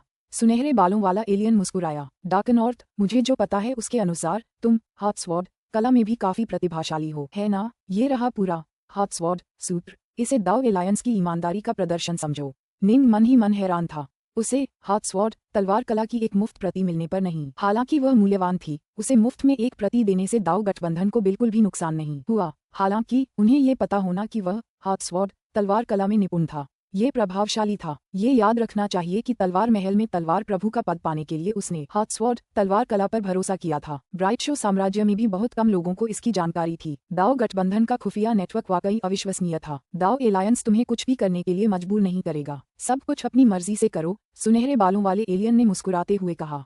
पुस्तक 33 अध्याय 3 अलग रास्ते। मैं जो कुछ भी कहने आया था कह चुका हूँ। सुनहरे बालों वाला एलियन खड़ा हो गया। मैं वेवशिफ्ट दायरे के बाहर तुम्हारा इंतजार कर रहा हूँ, डार्कनॉर्थ। फिर वह मुड़ा और एक कदम आगे बढ़ा। अंतरिक्ष उसके चारों ओर घूमता और विकृत होता गया और वह पूरी तरह से गायब हो गया। जी निंग को बहुत धक्का लगा। इस तरह का आयामी टेलीपोर्टेशन उसकी क्षमता से कहीं परे था। उसने मन ही मन सोचा, गोल्डिस नाम का ये शाश्वत सम्राट कम से कम पवित्र नगरों के 8 स्वामियों के बराबर तो होगा ही। हालांकि मुझे क्रिम्सन वेव मंदिर में मौजूद ज्यादा से ज्यादा फल हासिल करने होंगे। मेरी सुरक्षात्मक दिव्य क्षमता, तलवार हेजमन की गुप्त कला और नॉर्थबो तलवारों के लिए जरूरी सामग्री, ज्यादातर मुझे क्रिम्सन वेव मंदिर के फलों पर निर्भर रहना होगा ताकि मुझे उनकी जरूरत की चीजें मिल सकें। निंग ने मन ही मन सोचा, मुझे अपनी सुरक्षात्मक दिव्य क्षमता को थोड़ा और उन्नत करने की जरूरत है, जबकि नॉर्थबो तलवारें अभी सिर्फ ब्लड ड्रॉप स्टांस को ही बेहतर बना रही हैं। मेरी कमजोरियां काफी स्पष्ट हैं। एक सच्चा ब्रह्मांड का खजाना हर तरह से परिपूर्ण होता है, और हेगेमॉन की गुप्त कला। मेरी नवनवीनता कलाएं अब मेरे काम की नहीं रहीं, मेरे लिए उनका उपयोग सीमित होता जा रहा है। निंग ने सोचा, नव ज्ञान कलाएं डाउनलॉर्ड ऑलगोर द्वारा रची गई थीं। जब निंग पहले चरण पर था तो उसके पास किसी भी संरचना तक पहुंच नहीं थी और इसलिए उसने अविश्वसनीय शक्ति वाले क्रूर बल हमलों में उनका इस्तेमाल किया। दूसरे चरण का डाउनलॉर्ड बनने के बाद निंग का ओमेगा स्वॉर्ड दाव यिन यांग उसके लिए बेहद उपयोगी साबित हुआ। जब निंग ने नवनवीनता कलाओं का इस्तेमाल नहीं भी किया था तब भी ओमेगा स्वॉर्ड दाव यिन यांग की तलवार इच्छा कलाओं की शक्ति के 20 से 30% तक पहुंच गई थी। अब चूंकि वह तीसरे चरण का डाउनलोड था, इसलिए उसकी ओमेगा तलवार दाव यिन यांग की शक्ति उसकी नौ नवीनता कलाओं की शक्ति का लगभग 60 से 70% थी। जैसे जैसे निंग की अंतर्दृष्टि का स्तर बढ़ता गया, उसकी ओमेगा स्वॉर्ड दाव यिन यांग और भी शक्तिशाली होती गई। हालांकि नौ नवीनता कलाएं बिल्कुल नहीं बदलीं। अंततः उसे उन्हें त्यागना पड़ा। मैं तो पहले से ही तीसरे चरण का डाउनलॉर्ड हूँ। अभी तो नौ नवीनता कलाएं मेरे काम की हैं, लेकिन एक बार जब मैं चौथे चरण का डाउनलॉर्ड बन जाऊंगा, तब तक उनका कोई खास उपयोग नहीं रहेगा। निंग ने सोचा, मुझे और भी ज्यादा शक्तिशाली गुप्त कलाओं की जरूरत है। मेरी सुरक्षात्मक दिव्य क्षमता, तलवार हेगेमॉन की गुप्त कलाएं, उत्तर धनुष तलवारें, इन सब के लिए दुर्लभ सामग्रियों की आवश्यकता होती है। निंग काफी उत्सुक था। शायद ये फल मुझे अपनी पत्नी को पुनर्जीवित करने के और भी करीब ले जा सकें। यूवेई को पुनर्जीवित करना। जी निंग सचमुच यही चाहती थी। वेवशिफ्ट क्षेत्र। निंग, नाइन डस्ट, वाइनसेज, डॉनस्टार और बैडलैंड्स ने मिलकर एक सचमुच दुर्जेय गठबंधन बनाया। डाउल और बैडलैंड्स ने उन्हें कई खतरनाक इलाकों से दूर ले जाने में मदद की और वे वास्तव में क्रिम्सन वेव मंदिर से पहले पहुंचने वाला पहला समूह थे। ये रहा क्रिम्सन वेव मंदिर। निंग और बाकी चारों ने अपने सिर उठाकर अपने सामने प्राचीन मंदिर को देखा। मंदिर सुनहरे और काले रंग का मिश्रण था और वे उसमें से निकलती हुई प्राचीन आभा को महसूस कर सकते थे। मंदिर के ऊपर हवा में 3 अजीबोगरीब अक्षर मंडरा रहे थे और वे एजियोर फ्लावर सील लिपि और ड्रीमडस्ट लिपि से काफी मिलते जुलते लग रहे थे। उन्हें देखकर कोई भी तुरंत समझ जाता कि ये 3 अक्षर क्रिम्सन वेव मंदिर नाम का प्रतिनिधित्व करते हैं। निंग तीनों किरदारों को बहुत देर तक देखता रहा। उसे महसूस हो रहा था कि हर किरदार अपने अंदर असीम रहस्य समेटे हुए है। नीला फूल वाली मुहर ने मुझे नीला फूल वाली धुंध ऊर्जा तक पहुंच प्रदान की। ड्रीमडस्ट स्क्रिप्ट ने भ्रमों पर मेरी महारत में मदद की। जहां तक क्रिम्सन वेव मंदिर की बात है, मुझे लगता है कि ये तीनों पात्र भी अनंत रहस्यों से भरे हैं। हालांकि उनका विश्लेषण करना काफी कठिन होगा। निंग ने ध्यान से उनका निरीक्षण किया। लाल वर्ण आकाश को एक धधकती लाल आभा से भरता हुआ प्रतीत हो रहा था। लहर वर्ण ने निंग को ऐसा महसूस कराया मानो उसने लहरों का एक अंतहीन सागर देख लिया हो। मंदिर वर्ण एक अत्यंत गंभीर और भव्य आभा उत्सर्जित कर रहा था, मानो निंग सैनिकों के एक अंतहीन झुंड के शीर्ष पर खड़ा हो। ये लिपि अत्यंत उन्नत उच्च स्तरीय थी, जो अनंत प्रदेशों में प्रचलित किसी भी भाषा से कहीं अधिक उन्नत थी। इन तीनों अक्षरों में से प्रत्येक में दाव के अत्यंत उच्च स्तरीय रहस्य समाहित थे। तो हम क्रिम्सन वेव मंदिर पहुंचने वाले पहले व्यक्ति थे। नाइन डस्ट ठहाका मारकर हंसा। सब लोग, मुझे लगता है अब तक आप सभी जान गए होंगे कि क्रिम्सन वेव मंदिर के फल कितने कीमती हैं। हम प्राचीन साधक भी इन फलों को प्राप्त करना चाहते हैं। मुझे उम्मीद है कि आप हमें मिलने वाले किसी भी फल को बेचने को तैयार होंगे, लेकिन ये सब आप पर निर्भर करेगा। लगता है हर कोई क्रिम्सन वेव मंदिर के फल चाहता है। महल के स्वामी डॉनस्टार ने सहजता से कहा, लेकिन हम डाउलॉर्ड्स के लिए जो चीज वास्तव में मायने रखती है, वह अभी भी वोइडजी जेडसील्स हैं। सहमत। निंग, वाइनसेज, नाइन डस्ट और बैडलैंड्स सभी ने सिर हिलाया। ये फल शायद शाश्वत सम्राटों के लिए बहुत महत्वपूर्ण थे, लेकिन निंग और यहाँ मौजूद बाकी सभी लोग डाउलॉर्ड थे। उनके लिए वोइडजी जेडसील नामक सर्वोच्च डाउमज खजाना ही असली मायने रखता था। आओ चलें और देखें। हम सबसे पहले पहुंच रहे हैं। हमें सील ढूंढने के लिए इस मौके का फायदा उठाना होगा। पहले आओ पहले पाओ। क्रिम्सन वेव मंदिर में प्रवेश करते ही वे सभी खिलखिलाकर हंस पड़े। क्रिम्सन वेव मंदिर अविश्वसनीय रूप से विशाल था। जैसे ही वे पांचों अंदर गए, उनके चेहरे पर पीलापन छा गया। उनके ठीक सामने 2 अविश्वसनीय रूप से विशाल शव पड़े थे, जिनमें से प्रत्येक 540,000 मीटर ऊंचा था। उनके विशाल काले पैर सीधे समूह की ओर उठे हुए थे और उनके पैर के नाखून खंजर जैसे तीखे लग रहे थे। दोनों शव पूरी तरह से काले और पूरी तरह से नग्न थे, केवल हल्के हरे रंग के फर से ढके हुए। उनके चेहरे बेहद बदसूरत थे, जबकि उनकी आंखों में गहरे सुनहरे रंग के धब्बे थे। हालांकि उनके सिर की त्वचा लगभग शल्कों से बनी एक अजीब सी टोपी जैसी लग रही थी। दोनों शवों से निकलने वाली भयानक आभा इतनी शक्तिशाली थी कि निंग और बाकी लोग कांप उठे। ये हेगेमोनिक आभाएं हैं। निंग, नाइन डस्ट, डॉनस्टार, वाइनसेज और बैडलैंड्स ने एक दूसरे को देखा। उनके चेहरे पीले पड़ गए थे। क्या वे दोनों हेगेमोन थे? नाइन डस्ट बोला, आभा इतनी प्रबल है कि मृत्यु के बाद भी वे मुझ पर दबाव का एहसास दिलाती हैं। निंग ने गंभीरता से कहा, वे हेगेमोन होने चाहिए। उनके पास कोई कवच या कपड़े क्यों नहीं है? डॉनस्टार हैरान था। क्या वे शायद लूटे गए थे? पास बैठे वाइनसेज ने ठहाका लगाया। हेगेमन्स द्वारा इस्तेमाल किए गए कवच निस्संदेह असाधारण हैं। कुछ तो गड़बड़ है। डाउलॉर्ड बैडलैंड्स ने भौहें चढ़ाईं। ये दोनों लाशें बिल्कुल एक जैसी लग रही हैं। ठीक है। निंग और बाकियों ने भी इस बात पर गौर किया। एक ही जाति के कुछ सदस्य एक दूसरे से बहुत मिलते जुलते थे, इसलिए निंग और बाकियों ने उनके रूप रंग पर ज्यादा ध्यान नहीं दिया था। लेकिन जैसा कि डाउलॉर्ड बैडलैंड्स ने बताया था, ये दोनों लाशें वाकई बिल्कुल एक जैसी थीं। यहाँ तक कि उनके चेहरों की झुर्रियां भी एक जैसी थीं। फुफकार। अचानक क्रिम्सन वेव मंदिर के प्रवेश द्वार के सामने इंद्रधनुषी रोशनी की एक लकीर प्रकट हुई, जो एक विशाल सफेद वस्त्रधारी पुरुष की आकृति में बदल गई। रियल सोल पोलो, निंग और अन्य लोग उसकी ओर देखने लगे। आपका समूह क्रिम्सन वेव मंदिर पहुंचने वाला पहला समूह था। रियमसोल पोलो ने निंग के समूह को अपनी नजरों से तौला, फिर उन 2 लाशों की ओर इशारा किया। जहां तक इन 2 लाशों की बात है, अगर आप इन्हें हेगेमोन कहना चाहते हैं, तो मुझे लगता है कि ये बमुश्किल ही उस स्तर तक पहुंच पाए होंगे। आखिरकार शक्ति में ये हेगेमॉन के बहुत करीब हैं। दूसरी ओर इन्हें वास्तव में असली हेगेमॉन नहीं माना जा सकता। ऐसा इसलिए है क्योंकि ये सिथे जाति द्वारा उत्पन्न सबसे शक्तिशाली रक्षक हैं। सिथे ने इन्हें महत्वपूर्ण स्थानों पर नजर रखने के लिए भारी खर्च करके बनाया था और क्रिम्सन वेव मंदिर निश्चित रूप से उनमें से एक था। इसीलिए यहाँ ऐसे 2 रक्षक थे। अंततः वे मारे गए और क्रिम्सन वेव मंदिर पर कब्जा कर लिया गया। कई उतार चढ़ावों के बाद यह मेरे स्वामी के हाथों में आ गया। निंग और नाइनडस्ट मन ही मन चौंक गए। ये सिथे द्वारा बनाए गए सबसे शक्तिशाली रक्षक थे। हेगेमॉन स्तर के रक्षक बनाना संभव था। नाइनडस्ट और निंग उस लाश के बारे में सोचे बिना नहीं रह सके जो उन्होंने टेरस टाजिया की उस गुफा में देखी थी। वह लाश अनगिनत पत्थर की सुरंगों और कई शक्तिशाली ग्रहों से भरी हुई थी। उस चीज को मारने के लिए अंतहीन प्रदेशों के 2 हेजमोन मारे गए थे। यह मेरे स्वामी की अब तक की सबसे मूल्यवान संपत्ति है और उन्होंने इसे अनगिनत खतरों और कठिनाइयों का सामना करने के बाद ही हासिल किया है। रियलमसोल पोलो काफी गर्व से भरा हुआ लग रहा था। अंतहीन प्रदेशों के अन्य संगठन मिलकर भी इस क्रिम्सन वेव मंदिर को हासिल नहीं कर पाएंगे। ठीक है, अब उधर देखो। रियलमसोल पोलो ने दूर की ओर इशारा किया। फुफ, पहले महल के अंदर इतना अंधेरा था कि वे देख नहीं पा रहे थे कि उसके दूसरी तरफ क्या है। क्रिम्सन वेव मंदिर तो बहुत बड़ा था और उसमें कई क्षेत्र थे। अब गहरे नीले प्रकाश से भरी 3 सुरंगें अचानक प्रकट हुईं। ये 3 सुरंगें क्रिम्सन वेव मंदिर के भीतर 3 अलग अलग स्थानों तक जाती हैं। आप इन्हें स्वयं आजमा सकते हैं और यदि आप भाग्यशाली रहे तो शायद आप क्रिम्सन वेव मंदिर के भीतर फल प्राप्त कर पाएंगे। रियलमसोल पोलो ने शांति से कहा, हालांकि उन फलों को प्राप्त करना बेहद कठिन है, ठीक उसी तरह जैसे वोइडजी जेड सील्स प्राप्त करना कठिन होगा। चलो चलें। निंग और बाकी 4 बिना किसी हिचकिचाहट के तुरंत 3 सुरंगों की ओर बढ़ गए। फिलहाल उन्हें असली आकर्षण वोइडजी जेड सील्स ही थे। सब लोग, हमें यहीं अलग हो जाना चाहिए, वरना अगर हम मिलकर जेड सील हासिल कर भी लें तो उन्हें बांटने का कोई रास्ता नहीं बचेगा। वाइनसेज ने कहा, मैं इस सुरंग को चुनूंगा। उसने 3 में से एक सुरंग चुनी और उसकी ओर बढ़ गया। यह आपके अपने कौशल पर निर्भर करेगा। महल के स्वामी डॉनस्टार ने सबसे बाईं ओर वाली सुरंग चुनी। नाइनडस्ट, चलो सही वाला लेते हैं, निंग ने कहा। नाइनडस्ट हिचकिचाया। डार्कनॉर्थ, हर सुरंग में एक वोइडजी जेडसील होना चाहिए। अगर हम साथ चलते हैं तो हम इसे कैसे बांटेंगे? वे अच्छे भाई थे, लेकिन उन्हें पहले से किसी बात पर सहमत होना जरूरी था, वरना इससे उनके रिश्ते पर बुरा असर पड़ सकता था। पुस्तक 33, अध्याय 4, 9 खंड। अगर तुम न होते तो हम पहले वोइडजी जेडसील की रक्षा नहीं कर पाते और बड़ा भाई सोलेस की शाश्वत सम्राट नहीं बन पाता, जीनिंग ने कहा। यह अगला वोइडजी जेडसील तुम्हारा होगा।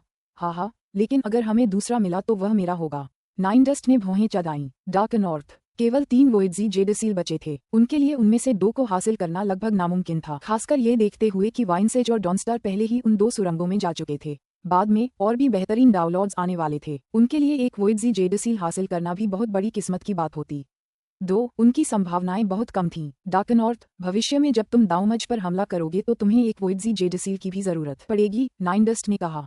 मुझे लगता है कि बेहतर होगा कि हम इसे गति और ताकत पर ही छोड़ दें। काश सबसे अच्छा आदमी जीत जाए। बस, नाइनडस्ट, अगर तुम मुझे अपना दोस्त समझते हो तो मेरे साथ औपचारिकता निभाना बंद करो, निंग ने गंभीरता से कहा। नाइनडस्ट ने निंग की तरफ देखा। एक पल बाद वह मुस्कुराया। ठीक है। इस पल नाइनडस्ट के दिल में सच्ची कृतज्ञता का भाव था। दाउमज, निस्संदेह, किसी भी दाउलॉर्ड के लिए सबसे बड़ी विपत्ति थी। उसने इस अनुग्रह के क्षण को दृढ़ता से याद किया और उसे अपने दिल में गहराई से बसा लिया। निंग भी निश्चिंत हो गया। आखिरकार उसने उस आदमी को मना ही लिया। जब से वे वेवशिफ्ट दायरे में आए थे, नाइनडस्ट युद्ध में उनका मुख्य आधार रहा था। फिंट क्वीन विंडरिन के खिलाफ लड़ाई, वोइडजी जेडसील को साथ लेकर भागना। हर बार नाइनडस्ट ने ही लड़ाई का सबसे ज्यादा बोझ उठाया था और सबसे ज्यादा काम किया था। क्या निंग को अब अगली वोइडजी जेडसील अपने लिए ले लेनी चाहिए थी, क्योंकि अब वह शक्ति में आगे बढ़ चुका था? निंग ऐसा बिल्कुल नहीं कर सकता था। यह उसके दाव हृदय का अपमान होता। इसके अलावा यहाँ एकत्रित हुए विभिन्न सर्वोच्च डाउलॉर्ड्स में से निंग को वोइडजी जेडसील्स की सबसे कम परवाह थी। ऐसा इसलिए था क्योंकि वोइडजी जेडसील्स सर्वशक्तिमान नहीं थे। द्वितीय श्रेणी के डाउलॉर्ड्स वोइडजी जेडसील का उपयोग करके एक दाउमज का पूर्ण अनुकरण कर सकते थे, लेकिन सर्वोच्च प्रथम श्रेणी के डाउलॉर्ड्स केवल आंशिक अनुकरण ही कर पाते थे। निंग की बात करें तो वह तो बस तीसरे चरण का एक दाउलॉर्ड था। जब वह चौथे चरण का दाउलॉर्ड बन गया तो उसका ओमेगा स्वॉर्ड दाव और भी ज्यादा शक्तिशाली हो गया। संभवतः उसकी शक्ति पवित्र नगरों के 8 स्वामियों के बराबर हो गई। अगर वह अपने दाउमज में सफल हो गया तो वह हेगेमॉन्स को भी शक्ति में पीछे छोड़ देगा। यदि वोइडजी जेडसील्स अन्य सर्वोच्च डाउलॉर्ड्स के लिए भी पूर्ण सिमुलेशन करने में सक्षम नहीं थे तो संभवतः यह अपने स्वयं के दाउमज का 10वां हिस्सा भी अनुकरण करने में सक्षम नहीं होगा। हालांकि उसे वोइडजी जेडसील्स की जरा भी परवाह नहीं थी, लेकिन ये ज्यादा कुछ नहीं कह रहा था। फिर भी उसे बहुत परवाह थी। हालांकि एक जेड सील उसे अपने दाउमज का एक बहुत छोटा सा हिस्सा ही बना पाती, फिर भी असली दाउमज बनाने की कोशिश में उसे थोड़ा समय जरूर बचता। समय और अवसर की यह अतिरिक्त अवधि यह तय कर सकती थी कि उसका दाउमज सफल होगा या असफल। चलो पहले वोइडजी जेडसील को ढूंढ कर ले लेते हैं। जहाँ तक फलों की बात है उनके बारे में हम बाद में और जानने के बाद सोचेंगे, निंग ने कहा। ठीक है, नाइनडस्ट ने सिर हिलाया। अभी तो अगर निंग सारे फल उसे देने को भी कहे तो भी नाइनडस्ट को कोई आपत्ति नहीं होगी। स्वॉश स्वॉश, वे तेजी से उस गहरे नीले प्रकाश की सुरंग में और गहरे उड़ गए जिसे उन्होंने चुना था। गड़गड़ाहट, जैसे ही वे गहरे नीले रंग की सुरंग से गुजरे उन्हें ऐसा लगा मानो वे किसी आयामी द्वार से गुजर रहे हों। फुफ, सुरंग से बाहर निकलते ही उनके सामने एक विशाल दुनिया प्रकट हुई। इस विशाल दुनिया के भीतर एक आयामी रास्ता था जिसके दोनों ओर अनगिनत बख्तरबंद सैनिक तैनात थे। इस उड़ते हुए रास्ते के अंत में एक प्राचीन सिंहासन था जबकि प्रकाश का एक सुनहरा गोला पूरे रास्ते के ऊपर मंडरा रहा था। अरे, निंग और नाइनडस्ट ने एक दूसरे को देखा। एक आयामी रास्ता, निंग हैरान रह गया। जब वह और नाइनडस्ट ईस्टरोड क्षेत्र में थे तो उन्होंने एक आयामी रास्ता पार किया था और अंततः टेरेस टाजिया के भीतर उस एस्टेट में टेलीपोर्ट हो गए थे। किसने सोचा होगा कि क्रिम्सन वेव मंदिर में उनका सामना एक और रास्ते से होगा। कुछ अंतर हैं। नाइनडस्ट दूर तक देखता रहा। ईस्टरोड संप्रदाय के भीतर का आयामी मार्ग खाली जगह से घिरा हुआ था, इसीलिए इसे शून्य मार्ग नाम दिया गया था। लेकिन उनके सामने यह विशाल दुनिया कहीं ज्यादा वास्तविक लग रही थी और इसका आभामंडल कहीं ज्यादा शक्तिशाली था। इस आयामी मार्ग के आसपास का क्षेत्र काली मिट्टी और धूल से ढका हुआ था और जमीन से कई अजीबोगरीब पेड़ उग रहे थे। सारे पेड़ बहुत छोटे और झुके हुए थे और उनकी शाखाएं समुद्री सांपों के शरीर की तरह मुड़ी हुई थीं। 10 लाख किलोमीटर के क्षेत्र में सिर्फ एक ही पेड़ उगता था और हर पेड़ पर गहरे नीले रंग के ही फल लगते थे। फलों से एक मनमोहक सुगंध निकलती थी जो हर दिशा में फैलती थी। इस विशाल दुनिया में कुल मिलाकर ऐसे 1,08,000 पेड़ हैं, नाइनडस्ट ने कहा। बोलते हुए उसने अपना दाहिना हाथ आगे बढ़ाया। फुफकार, उसका दाहिना हाथ 10 लाख किलोमीटर लंबा हो गया और उसने सबसे नजदीकी पेड़ की ओर हाथ बढ़ाया कुछ फल तोड़ने की कोशिश में। अचानक प्रकाश का एक घेरा, मानो आकाश ही हो, उभर आया। जब नाइनडस्ट का दाहिना हाथ उस घेरे को छू गया तो वह जरा भी आगे नहीं बढ़ सका। पास में खड़े निंग ने कहा, रियलमसोल पोलो ने पहले ही कहा था कि फल की कटाई करना उतना ही कठिन होगा जितना कि वोइडजी जेडसील्स प्राप्त करना। यह अवरोध बहुत मजबूत है। अभी मैं अपनी पूरी कोशिश से इसे हिला नहीं पाया। नाइनडस्ट ने सिर हिलाया। फुफकार, इंद्रधनुषी रोशनी उनके पास इकट्ठा हुई और एक सफेद वस्त्रधारी आदमी का रूप ले लिया। ये रियलमसोल पोलो था जो मुस्कुराया। तो तुम दोनों पहली दुनिया में पहुंच गए हो। रियलमसोल, नाइन और नाइनडस्ट दोनों ने उसकी ओर देखा। इधर देखो। रियलमसोल पोलो ने बाईं ओर इशारा किया, फिर हाथ हिलाया। तुरंत बाईं ओर दूर तक फैली धुंध छटने लगी और एक और आयामी गलियारा दिखाई दिया जो अनगिनत योद्धाओं से भरा हुआ था। वाइनसेज वहीं खड़ा था, उसके बगल में एक दूसरा रियलमसोल पोलो था। वाइनसेज, निंग और नाइनडस्ट दोनों आश्चर्यचकित थे। अब इधर देखो। रियलमसोल पोलो ने अब दाईं ओर इशारा किया जिससे दूर का कोहरा एक बार फिर छट गया और एक तृतीय आयामी रास्ता दिखाई दिया। ये रास्ता भी उन्हीं बख्तरबंद योद्धाओं से भरा था और उनके बीच डॉनस्टार भी खड़ा था। महल के स्वामी डॉनस्टार, निंग और नाइनडस्ट समझने लगे थे। तुम दोनों, वाइनसेज और डॉनस्टार के साथ क्रिम्सन वेव दायरे के पहले विश्व के 3 प्रमुख खंडों में अलग अलग प्रवेश कर चुके हो। रियलमसोल पोलो ने कहा, पहले विश्व के सभी अलग अलग क्षेत्र आपस में जुड़े हुए हैं, इसलिए तुम दोनों को जल्द से जल्द वोइडजी जेडसील्स हासिल करने के लिए आगे बढ़ना चाहिए। अगर तुम ज्यादा समय बर्बाद करोगे तो हो सकता है कि दूसरे इसे जीत जाएं। वोइडजी जेडसील कहाँ है? निंग ने पूछा। वहाँ सिंहासन को देखो। रियलमसोल ने आयामी मार्ग के अंत में काले सिंहासन की ओर इशारा किया। जब तुम अपने रास्ते में आने वाले योद्धाओं की अनगिनत लहरों को तोड़कर उस सिंहासन तक पहुंच जाओगे तो तुम्हें दूसरी दुनिया में टेलीपोर्ट कर दिया जाएगा। वोइडजी जेडसील्स दूसरी दुनिया में हैं। समझ गया। निंग की आंखें चमक उठीं और नाइनडस्ट की भी। तो फिर यहाँ के फल? निंग ने तुरंत बातचीत का अगला विषय बदल दिया। अगर तुम फल तोड़ना चाहते हो तो तुम्हें पहले एक कमांड सील हासिल करनी होगी, रियलमसोल पोलो ने कहा। कमांड सील तीसरी दुनिया में है। निंग और नाइनडस्ट ने एक दूसरे को देखा। वोइडजी जेडसील्स दूसरी दुनिया में थे जबकि फल इकट्ठा करने के लिए जरूरी कमांड सील्स तीसरी दुनिया में थे। इसका मतलब था कि फल इकट्ठा करना वोइडजी जेडसील्स हासिल करने से ज्यादा मुश्किल होगा। चलो चलते हैं। इससे कोई फर्क नहीं पड़ता था। उन्हें हर पल का पूरा फायदा उठाना था। वाइनसेज उन दोनों से ज्यादा ताकतवर था और शायद वो ज्यादा तेजी से आगे बढ़ेगा। वोइडजी जेडसील जीतने के बाद वो शायद बाकियों में से किसी एक पर हमला करेगा। धमाका। सुनहरी रोशनी का एक स्तंभ उन पर उतरा जिसने उनके आगे पहली पंक्ति में खड़े 6 बख्तरबंद योद्धाओं को रोशन कर दिया। 6 योद्धाओं ने अपनी आंखें खोलीं जो अब सुनहरी रोशनी से चमक रही थीं। फिर तैयार हथियारों के साथ निंग और नाइनडस्ट की ओर दौड़ पड़े। निंग अपने 3 सिरों वाले 6 भुजाओं वाले रूप में आ गया और अपनी सभी 6 उत्तरी धनुष तलवारें निकाल लीं। नाइनडस्ट के लिए उसने अपनी लंबी छड़ी तैयार की और तुरंत आगे की ओर बढ़ गया। धमाका, धमाका, धमाका। जैसे ही युद्ध छिड़ा, निंग और नाइनडस्ट को दबाव का एहसास हुआ। इनमें से हर एक योद्धा दूसरे दर्जे के डाउनलॉर्ड के बराबर है। निंग तुरंत इस नतीजे पर पहुंच गया। 6 दूसरे दर्जे के डाउनलॉर्ड्स का एक हमला ज्यादा से ज्यादा सर्वोच्च डाउनलॉर्ड्स को दबाव का एहसास दिलाने के लिए काफी था। हृदय जगत प्रक्षेपण अवतरित हो, नवीनता कलाएं प्रकट हो। निंग जरा भी नहीं हिचकिचाया और न ही पीछे हटा। उसका शक्तिशाली हृदय जगत प्रक्षेपण उसके शत्रुओं को दबाते हुए धराशायी हो गया। जहाँ तक उसकी 9 नवीनता कलाओं का प्रश्न है, उन्होंने उसके ओमेगा तलवार दाव यिन यांग के सिद्धांतों का पालन किया और उग्रता से योद्धाओं को घेर लिया, जिससे वे लगभग गतिहीन हो गए। हालांकि ठीक इसी क्षण आकाश से और भी अधिक सुनहरी रोशनी बरसने लगी। इस बार इसने लगभग पूरे आयामी मार्ग को ढक लिया, और ऐसा करते हुए ऐसा लगा जैसे इसने निंग की 9 नवीनता कलाओं और उसके हृदय जगत प्रक्षेपण की शक्ति को पूरी तरह से अवरुद्ध कर दिया हो, जिससे वे बेकार हो गए हों। क्या बकवास है, इसने तो मेरे हृदय लोक प्रक्षेपण और 9 नवीनता कलाओं को ही अवरुद्ध कर दिया। निंग ने अपना सिर ऊपर उठाकर ऊपर प्रकाश के सुनहरे गोले को देखा। मारना मारना। 6 बख्तरबंद योद्धाओं ने उग्र जानलेवा चिल्लाहट के साथ बिना किसी हिचकिचाहट के निंग और नाइनडस्ट पर हमला करना शुरू कर दिया। निंग और नाइनडस्ट ने एक दूसरे को देखा। ईस्टरोड संप्रदाय के शून्य पथ पर जिन योद्धाओं से उन्होंने लड़ाई लड़ी थी, वे काफी कमजोर थे। यहाँ तक कि अंत में जिन योद्धाओं से उनका सामना हुआ था, वे भी शक्ति में सबसे निचले दर्जे के दूसरे दर्जे के डाउनलॉर्ड्स के बराबर ही थे, और वे 9 नवीनता कलाओं को इस तरह नजरअंदाज नहीं कर सकते थे। यहाँ के पहले योद्धा भी दूसरे दर्जे के डाउनलॉर्ड्स के बराबर हैं, निंग ने मन ही मन कहा, और उनकी संख्या भी साफ तौर पर कहीं ज्यादा है। वे सभी पागलों की तरह लड़ रहे हैं, मानो हमारी मौत पर आमादा हों। यहाँ तक कि मेरे हृदयलोक प्रक्षेपण और 9 नवीनता कलाएं भी निष्फल हो गई हैं। कोई आश्चर्य नहीं कि रियल्म सोल पोलो ने कहा था कि केवल सर्वोच्च डाउनलॉर्ड्स ही इस जगह पर जीवित रह सकते हैं। इस प्रथम लोक में जीवित रहना हमारे लिए बिल्कुल भी आसान नहीं होगा। पुस्तक 33 अध्याय 5 ग्रोव कीपर्स। जी निंग और नाइनडस्ट स्पष्ट रूप से शक्ति में उन 6 योद्धाओं से आगे थे, लेकिन उन 6 योद्धाओं के शरीर सर्वोच्च स्तर के अनंत खजानों के बराबर थे। हर बार जब उन्हें पीछे धकेला जाता तो वे तेजी से फिर से संगठित होकर उन दोनों पर फिर से हमला कर देते। आखिर वे लगातार हमला क्यों कर रहे हैं? नाइनडस्ट ने मन ही मन पूछा। हम साफ तौर पर उन पर भारी पड़ रहे हैं, लेकिन वे लगातार हमला जारी रखे हुए हैं। निंग ने भी भौहें चढ़ाईं।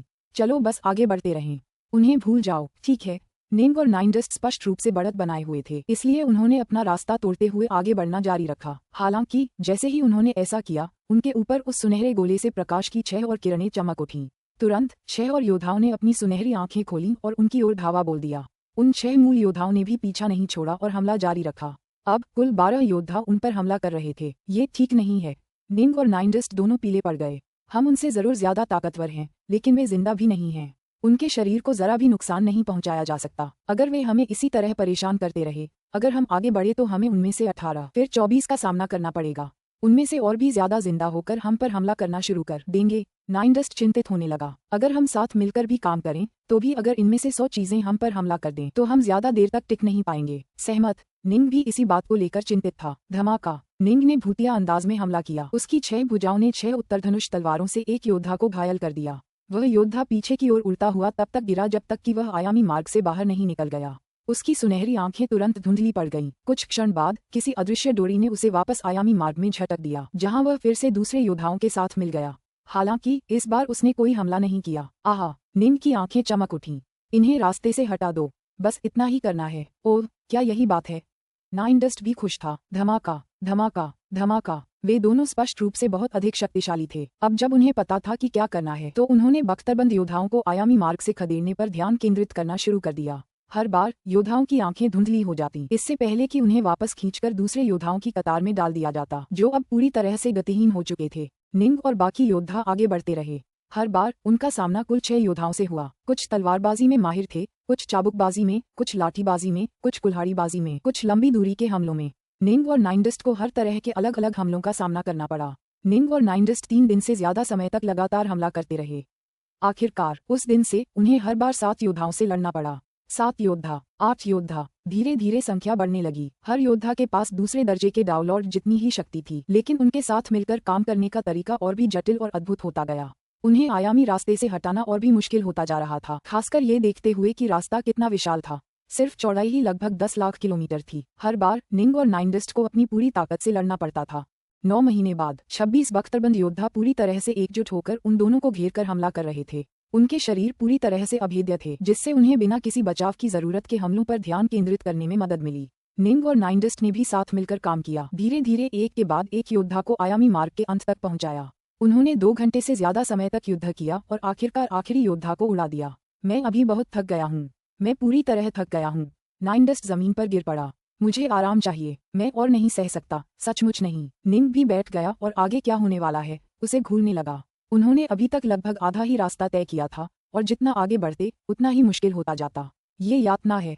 नाइनडस्ट ने अपना सिर हिलाया। हम पूरे 9 महीनों से लगातार लड़ रहे हैं, और मैं अपनी ऊर्जा बढ़ाने के लिए अराजकता रत्नों का इस्तेमाल कर रहा हूँ। हाँ, मेरे पास ये रत्न बहुत हैं, लेकिन इतने लंबे समय तक पूरी ताकत से लड़ना मानसिक रूप से थका देने वाला है। मैं इस समय अपनी पूरी जिंदगी में जितना थका हुआ हूँ उससे कहीं ज्यादा थका हुआ हूँ। आप क्या सोचते हैं डार्कनॉर्थ? मैं भी थोड़ा थका हुआ हूँ, निंग ने कहा। सच कहूँ तो उसकी हालत इतनी बुरी नहीं थी। आखिरकार वह एक हार्ट फोर्स कल्टीवेटर था और उसके नजदीकी युद्ध कौशल लाजवाब थे। यही वजह थी कि वह नाइनडस्ट जितना थका हुआ नहीं था। फिर भी निंग ने कुछ देर नाइनडस्ट के साथ आराम करने का फैसला किया, क्योंकि दोनों साथ मिलकर लड़ने पर तेजी से आगे बढ़ सकते थे। अगर वह अकेले लड़ने की कोशिश करता तो उसकी गति बहुत धीमी हो जाती। हा हा हा। अचानक दूर काली मिट्टी से एक गहरी गड़गड़ाती हुई हंसी गूंजी। निंग और नाइनडस्ट आश्चर्य से सीधे उठ बैठे और दूर काली मिट्टी को घूरने लगे। अचानक काली मिट्टी जैसी जमीन धीरे धीरे ऊपर की ओर उभरने लगी और गहरे रंग की मिट्टी की एक मानव आकृति बन गई। काली मिट्टी का गोला पहाड़ के आकार का था और उसने मुंह खोलकर मुस्कुराहट बिखेरी। हा, थक गए हो बच्चों? सच कहूँ तो तुम दोनों को अपनी सीमाएं ही नहीं पता। तुम अकेले ही इस रास्ते पर क्यों आए हो? तुम्हें 4-5 के समूहों में काम करना चाहिए। क्या ये ज्यादा तेज नहीं होगा? आप कौन हैं, सीनियर? नाइनडस्ट ने पुकारा। मुझे सिथे ने बनाया था। मैं जीवन भर यहीं रहा हूँ, इन पेड़ों की देखभाल करता रहा हूँ। सिथे मुझे ग्रोव कीपर कहते थे। काली धरती का गोलेम जोर से हंसा। लेकिन सिथे का तो बहुत पहले ही सफाया हो चुका था और मेरे वर्तमान स्वामी सम्राट वेवशिफ्ट हैं। बेशक मेरा मिशन वही है, इन पेड़ों की देखभाल करना।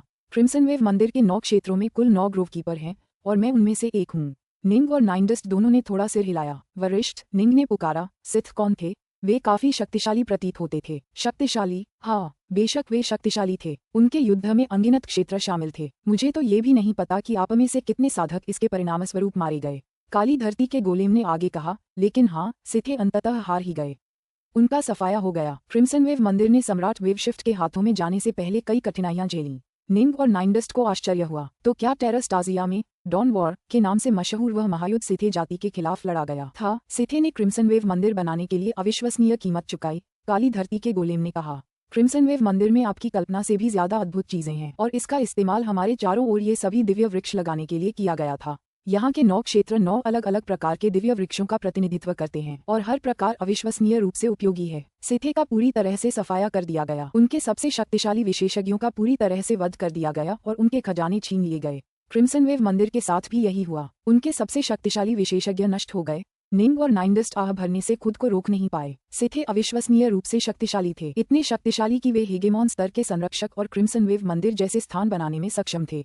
फिर भी उनके सभी सर्वोच्च विशेषज्ञ नष्ट हो गए थे, जिससे उनकी जाति लगभग विलुप्त हो गई थी। अंततः किसी भी जाति के लिए जो सबसे महत्वपूर्ण था वह था उनके सर्वोच्च विशेषज्ञों की उपस्थिति और अस्तित्व। निंग ने पूछा, क्या सम्राट वेवशिफ्ट ने आयामी मार्ग बनाया था या सिथे ने? सिथ, बिल्कुल, काली धरती के गोलेम ने समझाया। सम्राट वेवशिफ्ट के पास ऐसा करने की क्षमता तो बिल्कुल नहीं है।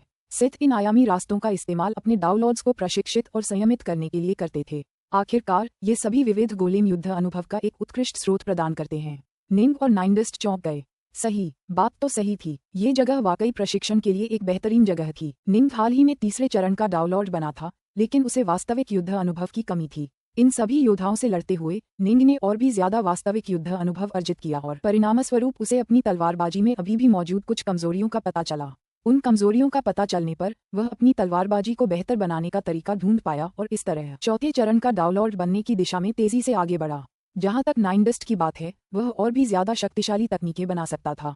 दीप्तिमान राजा, डाउनलॉर्ड शाका, ये सभी सर्वोच्च डाउनलॉर्ड दाव में ज्ञानोदय के एक ही स्तर तक पहुंच चुके थे। तो फिर उनकी शक्ति में इतना अंतर क्यों था? ऐसा इसलिए था क्योंकि उन सभी ने अलग अलग हमले सीखे थे। निंग का दाव ओमेगा का दाव था और इस प्रकार यह संभव की सच्ची पराकाष्ठा का प्रतिनिधित्व करता था। यही कारण था कि जब भी वह अपनी तकनीक को सचमुच उन्नत करना चाहता था तो उसे पहले ज्ञानोदय के उच्च स्तर तक पहुंचना पड़ता था। ये बात दूसरों के लिए सत्य नहीं थी। मेरा मानना है कि सिथे के पास ऐसे ही कई स्थान थे जहां वे डाउनलॉर्ड्स को प्रशिक्षित करते थे, काली धरती के गोलेम ने कहा। उनके सभी डाउनलॉर्ड्स बेहद शक्तिशाली थे, जिनमें से कई शक्ति के सर्वोच्च स्तर तक पहुंच गए थे। दुर्भाग्य से उनकी महत्वाकांक्षाएं बहुत विशाल थीं। वे सभी साधकों को गुलाम बनाना चाहते थे और सभी जीवित प्राणियों के भाग्य पर नियंत्रण करना चाहते थे, और इसलिए आखिरकार उन्हें मिटाना ही पड़ा। काली धरती के गोलेम ने अपना सिर हिलाया। मैं तुम्हें एक और सलाह दूं, तुम दोनों के लिए अकेले तीसरी दुनिया तक लड़ना लगभग नामुमकिन होगा। मैं तुमसे आग्रह करता हूं कि तुम कुछ और श्रेष्ठ डाउनलॉर्ड्स के साथ मिलकर काम करो। ठीक है, शुक्रिया। निंग और नाइनडस्ट दोनों ने सिर हिलाया। फिलहाल उन्हें असल में दूसरी दुनिया के वोइडजी जेडसील की चिंता थी। तीसरी दुनिया के कमांड सील गौण चिंता का विषय थे। 9 प्रमुख क्षेत्रों के विभिन्न फलदार वृक्ष अलग अलग अंतराल पर पकते हैं, हर 30,000 अराजकता चक्रों से लेकर हर 1 लाख अराजकता चक्रों तक, काली धरती के गोलेम ने कहा। यही कारण है कि क्रिम्सन वेव मंदिर ज्यादा से ज्यादा हर 30,000 अराजकता चक्रों में एक बार ही खुलेगा। हालांकि ये बहुत लंबे समय में पहली बार है जब क्रिम्सन वेव मंदिर खुला है और इसलिए सभी 9 क्षेत्रों के सभी फल कटाई के लिए तैयार हैं। इस अवसर का लाभ उठाएं। अगर आप इसे चूक गए तो आपको 30,000 अराजकता चक्रों तक और इंतजार करना होगा और तब तक आपको केवल 2 क्षेत्रों के फल ही मिल पाएंगे। पुस्तक 33 अध्याय 6 कमांड सील्स। 30,000 अराजकता चक्रों से लेकर 100,000 अराजकता चक्रों तक कहीं भी जी निंग और नाइनडस्ट ने एक दूसरे को देखा। दोनों के मन में एक ही विचार चल रहा था, जब वोएडजी जेडसील्स पर प्रतियोगिता समाप्त हो जाएगी तो उन दोनों को निश्चित रूप से कुछ फल प्राप्त करने के लिए अपना सर्वश्रेष्ठ प्रदर्शन करना होगा। जी निंग विशेष रूप से उत्सुक था। हालांकि वोएडजी जेडसील शायद ज्यादा मूल्यवान था, निंग ये भी जानता था कि यह उसके लिए सीमित उपयोग का होगा। उसके ओमेगा स्वॉर्ड दाव के लिए दाव मैच इतना कठिन होने वाला था कि उसे अपनी सफलता पर जरा भी भरोसा नहीं था। नतीजतन उसने फलों को भी बहुत महत्व दिया। विभिन्न हेजेमोन और दाव गठबंधन इन फलों को कितनी शिद्दत से चाहते थे, ये देखते हुए कि ये फल उसकी पत्नी को पुनर्जीवित करने में उसके काम आ सकते थे। और दाव मैच के बारे में, अगर वह असफल रहा तो उसकी मृत्यु हो जाएगी। अब तक निंग जीवन और मृत्यु दोनों को देख चुका था। अगर वह अपनी पत्नी को पुनर्जीवित कर सके और फिर उसके और अपनी बेटी ब्राइट मून के साथ 1 लाख से ज्यादा अराजकता चक्रों तक खुशी खुशी रह सके तो उसे अपने दाव मैच को विफल करने में कोई आपत्ति नहीं होगी। उसकी सबसे बड़ी इच्छा अपनी पत्नी को वापस लाना था। साधारण मनुष्य केवल 100 साल ही जीवित रह पाते हैं। अपने प्रियजनों के साथ 1 लाख से ज्यादा अराजकता चक्र बिता पाना एक सच्चा आशीर्वाद था। उसे किस बात की शिकायत थी, क्या मैं पूछ सकता हूँ? सीनियर, निंग ने कहा। उन फल तोड़ने वाले कमांड सीलों में से कितने हैं? कुल 9, और वे सभी 9 क्षेत्रों में से किसी एक से जुड़े हुए हैं। काली धरती के गोलेम ने कहा। 9 क्षेत्रों में से प्रत्येक में एक अलग प्रकार का पेड़ है। एक बार जब आप कमांड सील प्राप्त कर लेते हैं तो आप एक निश्चित क्षेत्र में स्थित सभी दिव्य वृक्षों और फलों को देख पाएंगे। प्रत्येक क्षेत्र में कितना फल है? निंग और नाइनडस्ट आश्चर्यचकित थे। ठीक है, आइए इस मौजूदा क्षेत्र, तीसरे क्षेत्र को एक उदाहरण के रूप में लेते हैं। अगर तुम तीसरी कमांड सील हासिल कर लेते हो तो मैं तुम्हारी तरफ से सभी 108,000 फल तोड़कर तुम्हें दे दूंगा, काली धरती के गोलेम ने कहा। निंग ने तुरंत फैसला किया कि उसे कमांड सील हासिल करने के लिए अपनी पूरी कोशिश करनी होगी। हर एक कमांड सील ढेर सारे फलों का प्रतीक थी। वरिष्ठ नाइनडस्ट ने तुरंत पूछा, इन फलों का क्या उपयोग है? इनका क्या उपयोग हो सकता है? गोली बनाना, काली धरती के गोलेम ने समझाया। इनका इस्तेमाल कुछ खास पौराणिक गोलियां बनाने के लिए किया जा सकता है जो किसी भी शाश्वत सम्राट को वासना से पागल कर देंगी। निंग ने पूछा, वरिष्ठ 9 क्षेत्रों में से कौन सा फल सबसे मूल्यवान है? चूंकि कुल 9 कमांड सील थी, इसलिए उसे निश्चित रूप से सबसे मूल्यवान फल ढूंढने की कोशिश करनी होगी। अरे, ये बच्चा बहुत होशियार है, काली धरती का गोलेम हंसा। तो मैं तुम्हें बताता हूँ, 9वीं कमांड सील सबसे कीमती है। 9वें क्षेत्र के फल हर 1 लाख अराजकता चक्रों में एक बार पकते हैं। 6ठी, 7वीं और 8वीं कमांड सील का मूल्य बराबर है। ये फल हर 90,000 अराजकता चक्रों में एक बार पकते हैं। तीसरी, चौथी और 5वीं कमांड सील उन फलों के अनुरूप हैं जो हर 60,000 अराजकता चक्रों में एक बार पकते हैं, जबकि पहली और दूसरी कमांड सील के फल सबसे कम कीमती हैं जो हर 30,000 अराजकता चक्रों में एक बार पकते हैं। निंग की आंखें चमक उठीं जब उसने ये याद किया। धन्यवाद, सीनियर, नाइनडस्ट ने कहा। डार्कनॉर्थ, यदि हम सेना में शामिल हो जाएं तो हम कम से कम कुछ कमांड सील्स को जब्त करने में सक्षम हो जाएंगे। हाँ, इसमें कई बेहतरीन डाउनलोड्स हिस्सा लेंगे। अगर तुम उनमें से किसी एक को भी पकड़ सको तो शुक्र मनाओ, काली धरती का गोलेम खिलखिलाकर हंसा।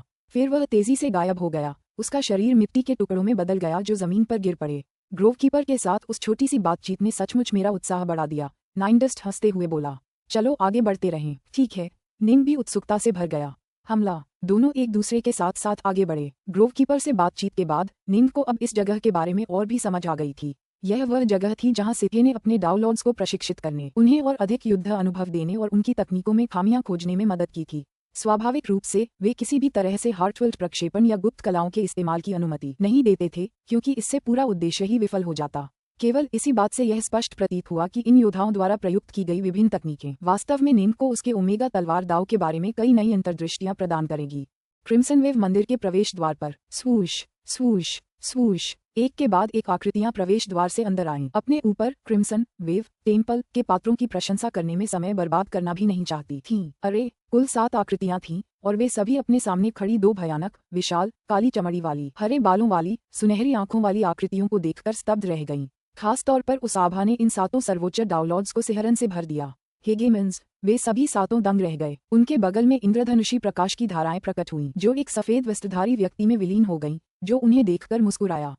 घबराओ मत, ये दोनों हेगेमॉन नहीं हैं, लेकिन इनकी शक्ति एक हेगेमॉन जितनी जरूर थी। ये सिथे जाति द्वारा उत्पन्न सबसे शक्तिशाली रक्षक हैं, जिन्होंने क्रिम्सन वेव मंदिर की निगरानी के लिए भारी खर्च करके इन्हें बनाया था।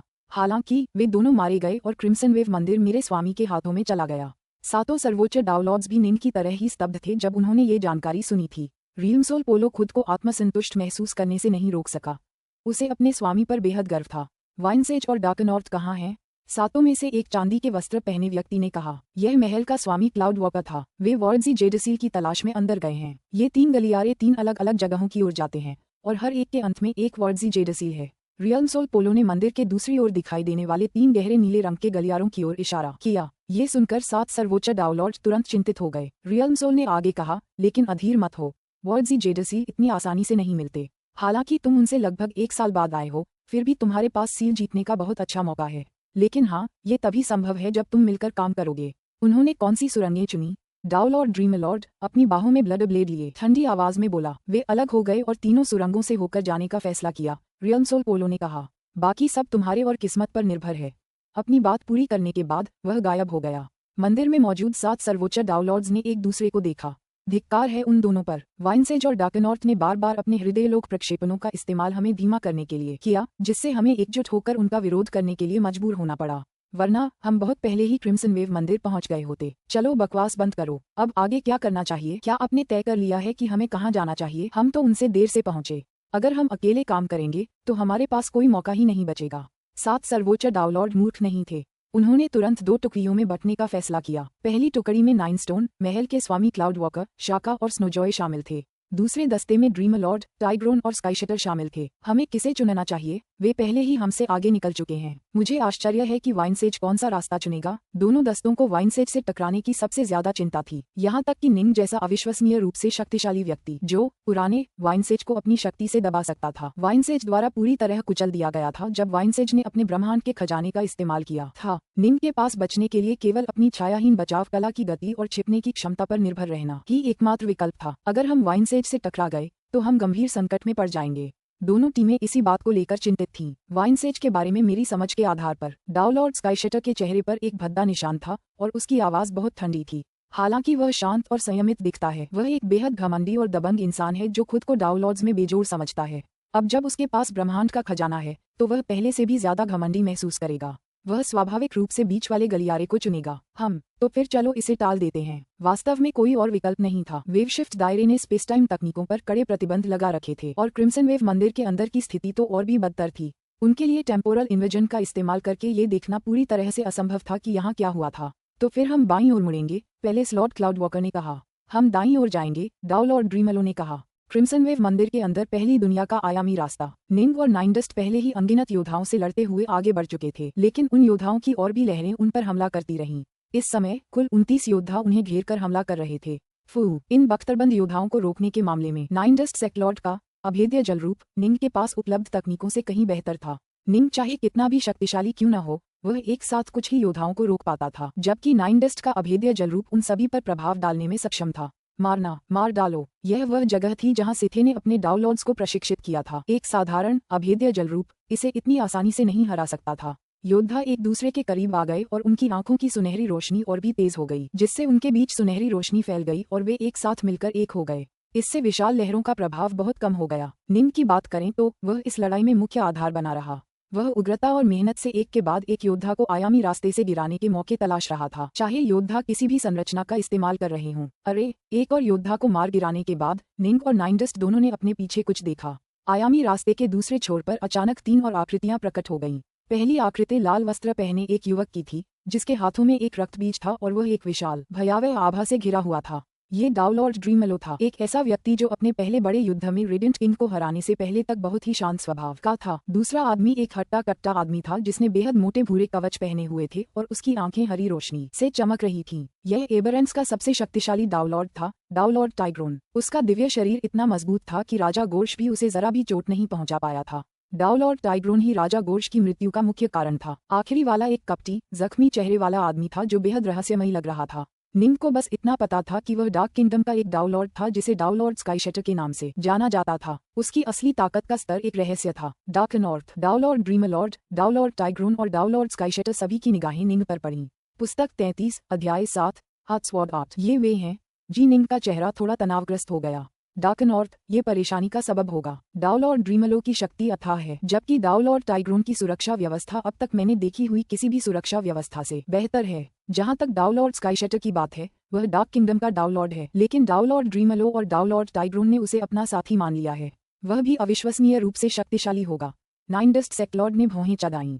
उनकी चिंता मत करो, वे हमसे पूरा 1 साल पीछे थे, उनके लिए हमें पकड़ पाना इतना आसान नहीं होगा, निंग ने कहा। हर पल का पूरा लाभ उठाओ और जितना हो सके उतने योद्धाओं को आयामी रास्ते से बाहर धकेलने की पूरी कोशिश करो। ठीक है, नाइन डस्ट ने सिर हिलाया। दोनों ने अपने पीछे के 3 डाउलॉर्ड्स पर ध्यान नहीं दिया और आगे के योद्धाओं पर हमला करने पर ध्यान केंद्रित करना शुरू कर दिया। वॉल्जी जेडसील दूसरी दुनिया में है, जबकि फल काटने के लिए जरूरी कमांड सील तीसरी दुनिया में है। रियलमसोल पोलो ने एक बार फिर नए आगंतुकों को विस्तृत निर्देश दिए।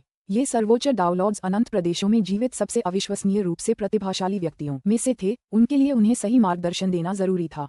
उनके गुरु सम्राट वेवशिफ्ट इन सर्वोच्च डाउलॉर्ड्स को और भी बेहतर बनाने के लिए ऐसा कर रहे थे। रियलमसोल को स्वाभाविक रूप से उन्हें पूरी जानकारी देनी थी। समझ गया, चलो चलें। डाउलॉर्ड टाइग्रोन, डाउलॉर्ड ड्रीमलो और डाउलॉर्ड स्काईशटर भी आगे बढ़ने लगे और वे तुरंत ही अपने सामने बख्तरबंद योद्धाओं के हमलों का सामना करने लगे। हम डार्क नॉर्थ और नाइन डस्ट मूर्ख हैं। वे अपनी गुप्त कलाओं या हृदयलोक प्रक्षेपण का उपयोग क्यों नहीं कर रहे हैं?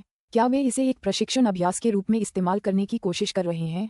डाउलॉर्ड स्काईशटर ने भौहें चढ़ाईं। तुरंत उसने ऊर्जा का एक त्रिरंगी प्रवाह भेजा जो उस क्षेत्र को घेरने लगा और उसके चारों ओर के योद्धाओं को अपनी चपेट में ले लिया। हालांकि पूरे आयामी मार्ग को ढकने वाला सुनहरा प्रकाश तुरंत उसे ढकने के लिए आगे की ओर घूम गया। अकेले कच्ची शक्ति में डाउलॉर्ड स्काईशटर की गुप्त कलाएं वास्तव में निंग की नवनवीनता कलाओं से भी थोड़ी अधिक शक्तिशाली थीं। क्या मेरी गुप्त कलाएं नष्ट हो गईं? डाउलॉर्ड स्काईशटर हैरान रह गया। निंग और नाइन डस्ट ने अपने पीछे के तीनों योद्धाओं की उपेक्षा की। वे इन योद्धाओं से लड़ने में बहुत अनुभवी थे और एक साथ मिलकर बेहतरीन काम कर सकते थे। नाइन डस्ट योद्धाओं को बांधने और उनकी गति धीमी करने के लिए जिम्मेदार था, जबकि निंग उन योद्धाओं पर आखिरी वार करने के लिए जिम्मेदार था जिससे वे रास्ते से गिर गए। समय बीतता गया, पलक झपकते ही 1 और साल बीत गया। निंग की टीम धीरे धीरे आगे बढ़ रही थी। वे जितने आगे बढ़ते गए उतने ही ज्यादा योद्धा उन पर हमला करते गए। आयामी पथ से योद्धाओं को खदेड़ना और भी मुश्किल होता गया, क्योंकि अब कुल 32 योद्धा निंग की टीम पर हमला कर रहे थे। ये 32 द्वितीय श्रेणी के डाउलॉर्ड्स की एक सेना थी जो एक साथ मिलकर पूरी तरह से काम करने में सक्षम थे और किसी भी तरह की क्षति से अछूते थे। सिर्फ उन्हें हराना ही काफी नहीं था, आपको उन्हें डायमेंशनल वॉकवे से नीचे गिराना था। ये बहुत मुश्किल था। अब तक निंग की टीम को एक वेव को हराने से पहले 5-6 दिन युद्ध में बिताने पड़ते थे। फुफकार। नाइन डस्ट एक विशाल लहर में बदल गया, लेकिन उसके शरीर का ऊपरी आधा हिस्सा अभी भी दिखाई दे रहा था। उसने अपनी लंबी छड़ी को लहरों के बीच से तोड़ते हुए और एक के बाद एक दुश्मनों को गिराते हुए निंग को काम करने के लिए पर्याप्त जगह देने की पूरी कोशिश करते हुए अपना लंबा डंडा चलाना जारी रखा। निंग की बात करें तो वह पहले से भी ज्यादा खतरनाक था। उसकी 6 उत्तरधनुष तलवारों में से प्रत्येक में अद्भुत शक्ति थी। हाहा, डार्क नॉर्थ, इन योद्धाओं को हराना मुश्किल होता जा रहा है, लेकिन ये प्रक्रिया मेरी छड़ी कला के लिए काफी फायदेमंद रही है। मैंने अपनी एक बेहतरीन तकनीक ईजाद कर ली है। नाइन डस्ट सेक्लॉर्ड अपनी लंबी छड़ी से वार करते हुए जोर से हंसा। वाह! उसके आसपास का पानी तुरंत एक भंवर में बदल गया जो उसकी लंबी छड़ी के चारों ओर केंद्रित था, जिससे उसके चारों ओर स्थानिक ड्रम की परतें दिखाई देने लगीं। क्रिम्सन वेव मंदिर ने स्पेस टाइम तकनीकों पर बेहद कड़े प्रतिबंध लगाए थे, लेकिन फिर भी नाइन डस्ट स्थानिक ड्रम पैदा करने में सक्षम था। बाहरी दुनिया में इस प्रहार की शक्ति अकल्पनीय होती। धमाका! लाठी एक बख्तरबंद योद्धा से टकराई और वह ऐसे उड़ गया मानो वह एक छोटा सा झींगा हो।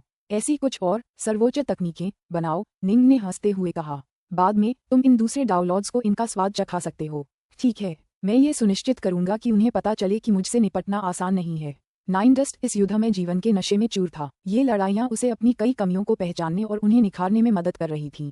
जब वह पूर्णता के एक निश्चित स्तर तक पहुंच जाता तो स्वाभाविक रूप से वह एक नई सर्वोच्च तकनीक विकसित करने में सक्षम हो जाता। अन्य सर्वोच्च दाव लॉर्ड्स ने या तो 2 सर्वोच्च दाव या 3 सर्वोच्च दाव का विलय कर दिया है। निंग ने मन ही मन सोचा, लेकिन उनमें अभी भी सुधार की गुंजाइश है।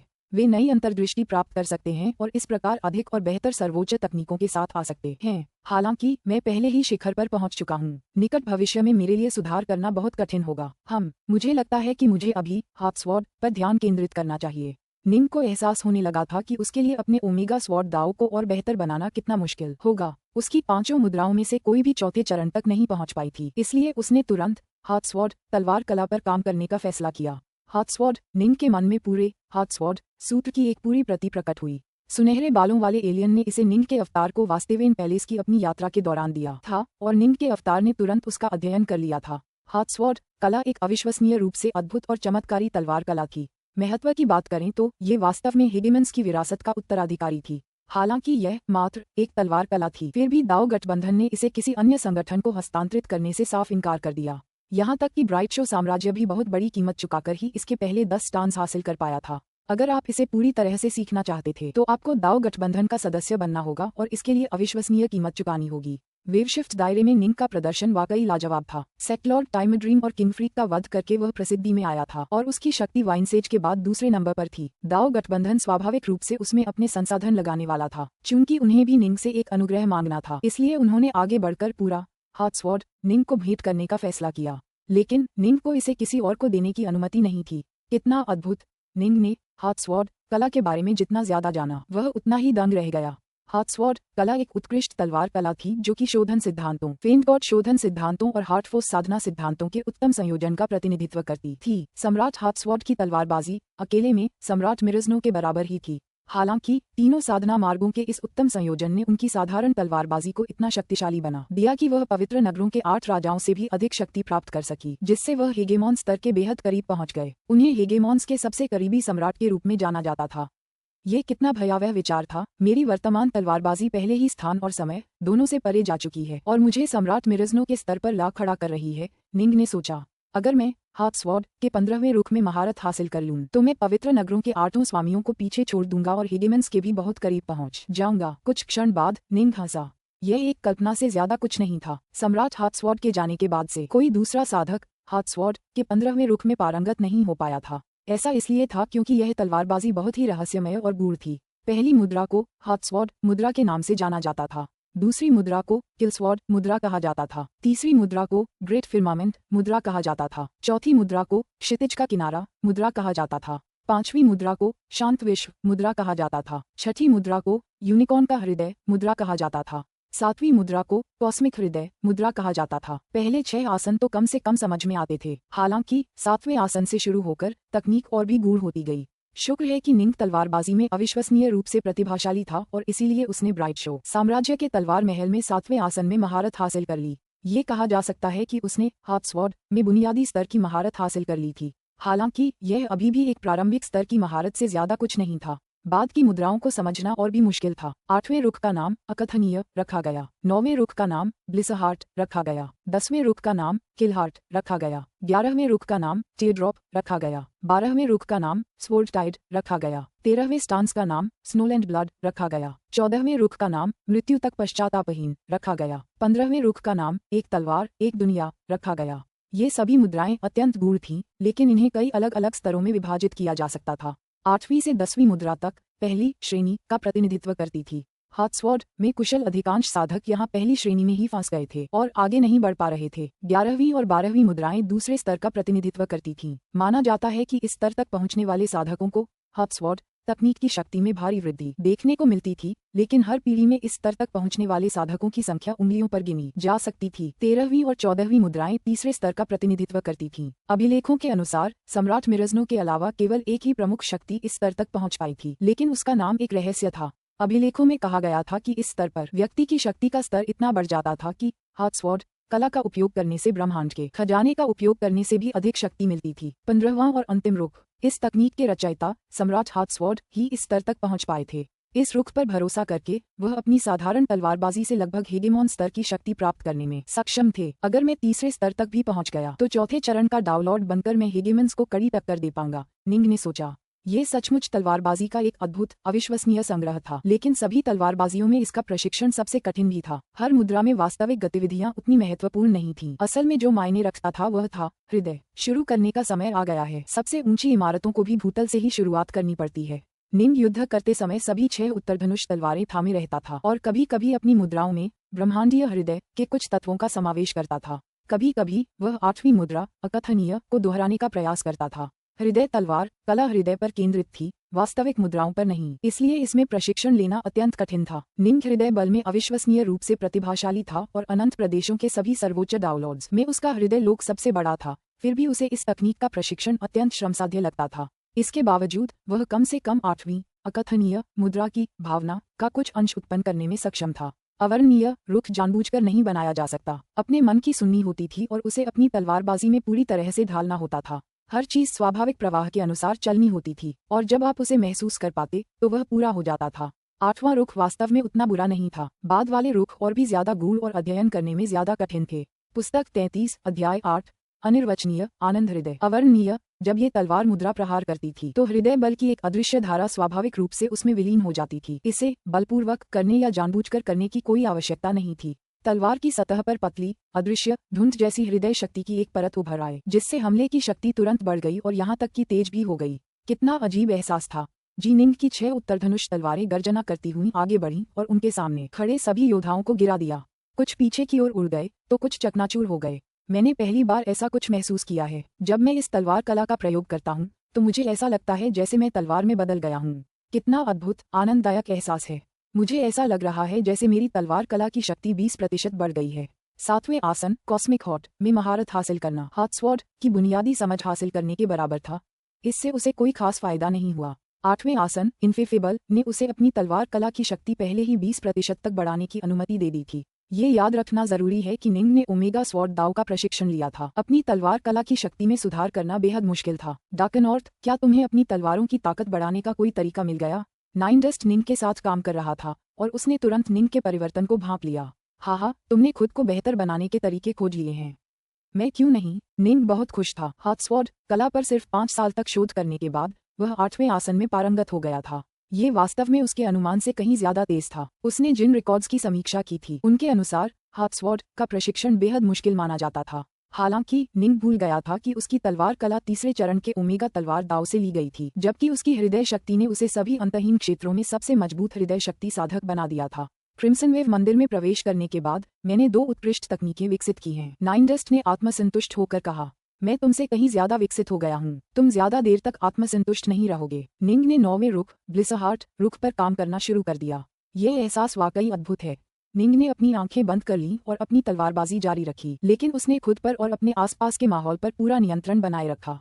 मैं समझता हूँ, ये तलवारबाजी वाकई तलवार चलाने वाले को परम संतुष्टि और आनंद की स्थिति में पहुंचा सकती है।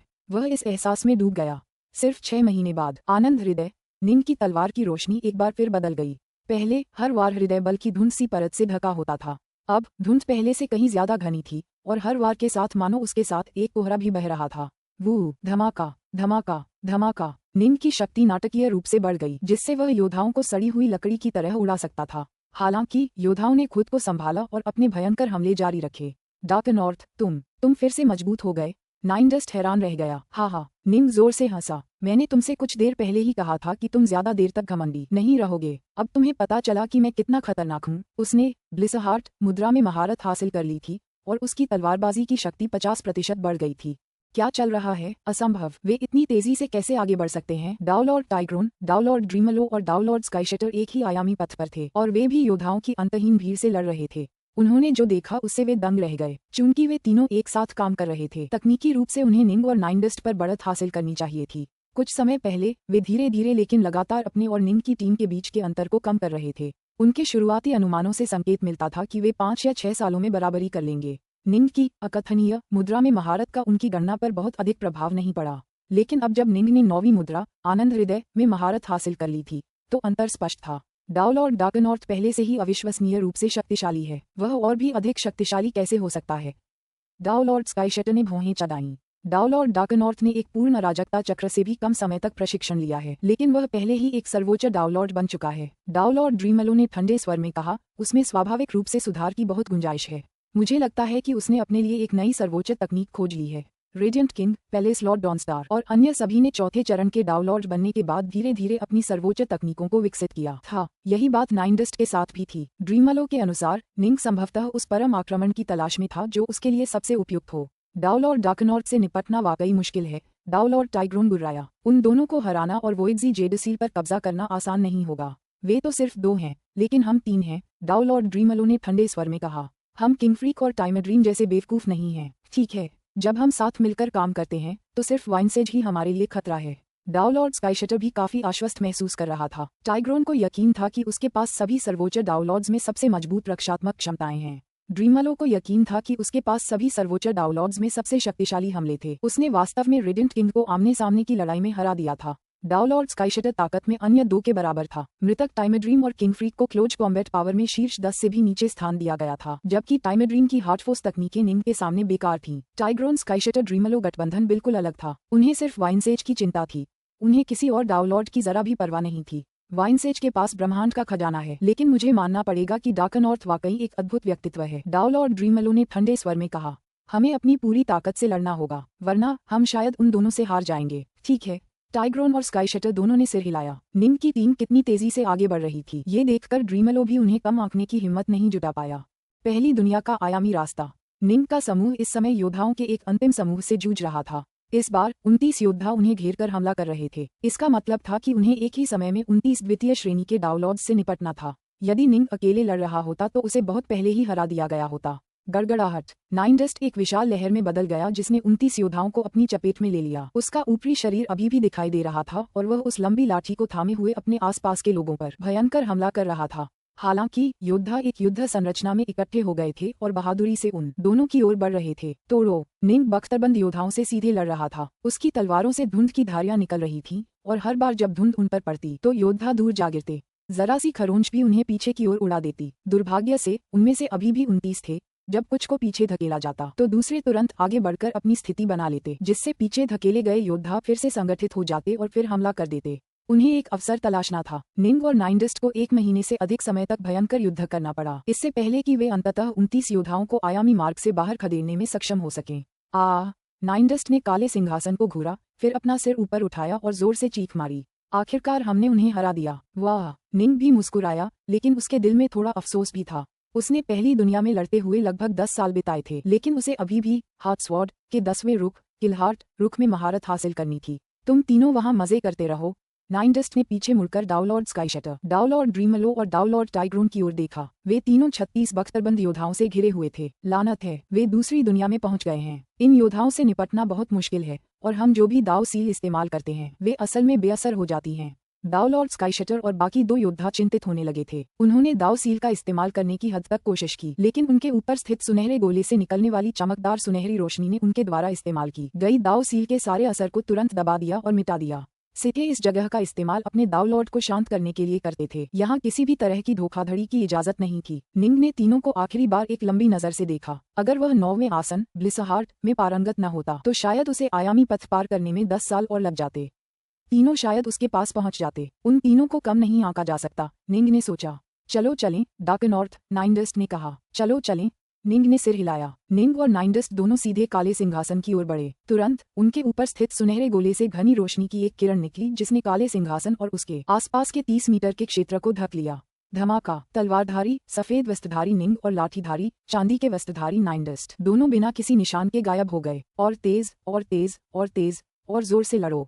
हमें जल्द से जल्द दूसरी दुनिया में पहुंचना होगा। डाउलॉर्ड स्काईशटर और बाकी 2 पागल हो रहे थे। निंग और नाइनडस्ट के इर्द गिर्द वास्तविकता के स्थापित होने से पहले दुनिया उनके इर्द गिर्द घूमती और बदलती रही। अरे, निंग ने आगे जो कुछ था उस पर नजर डाली। उनके सामने एक विशाल महल था जो काले स्तंभों की एक श्रृंखला पर टिका हुआ था। स्तंभों पर कई नक्काशी और रेखा चित्र थे, जिनमें तलवार कला के चित्र, कृपाण कला के चित्र, ज्वाला के चित्र, तरंग के चित्र, स्वर्णिम प्रकाश के चित्र, ज्वालामय रथ के चित्र, पशुओं के चित्र, हर तरह के चित्र यहाँ थे और उन सभी से रहस्य और शक्ति का आभास निकल रहा था।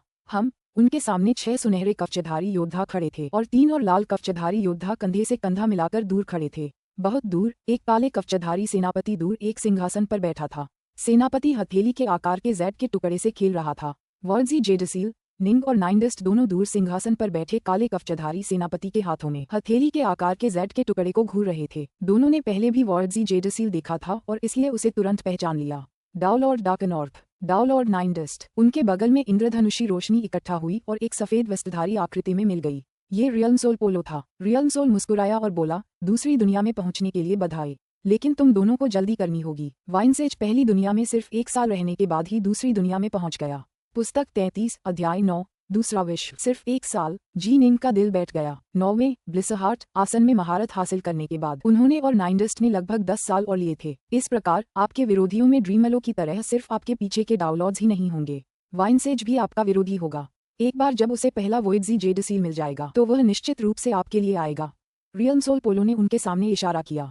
इस महल में कुल 134 स्तंभ हैं, जिनमें से प्रत्येक स्तंभ में सिथे जाति द्वारा छोड़ी गई कई संरचनाएं हैं। अगर आपके पास पर्याप्त समय हो तो आप उनका अध्ययन कर सकते हैं। निंग और नाइनडस्ट ने रियल मसोल की तरफ देखा। पढ़ाई, वे समय के एक एक टुकड़े के लिए जूझ रहे थे। पढ़ाई में समय बर्बाद करने का समय किसके पास था? इसके अलावा ज्यादातर सर्वोच्च डाउनलॉर्ड्स तो बस गैर मुख्य तकनीकों में ही उलझे रहते थे।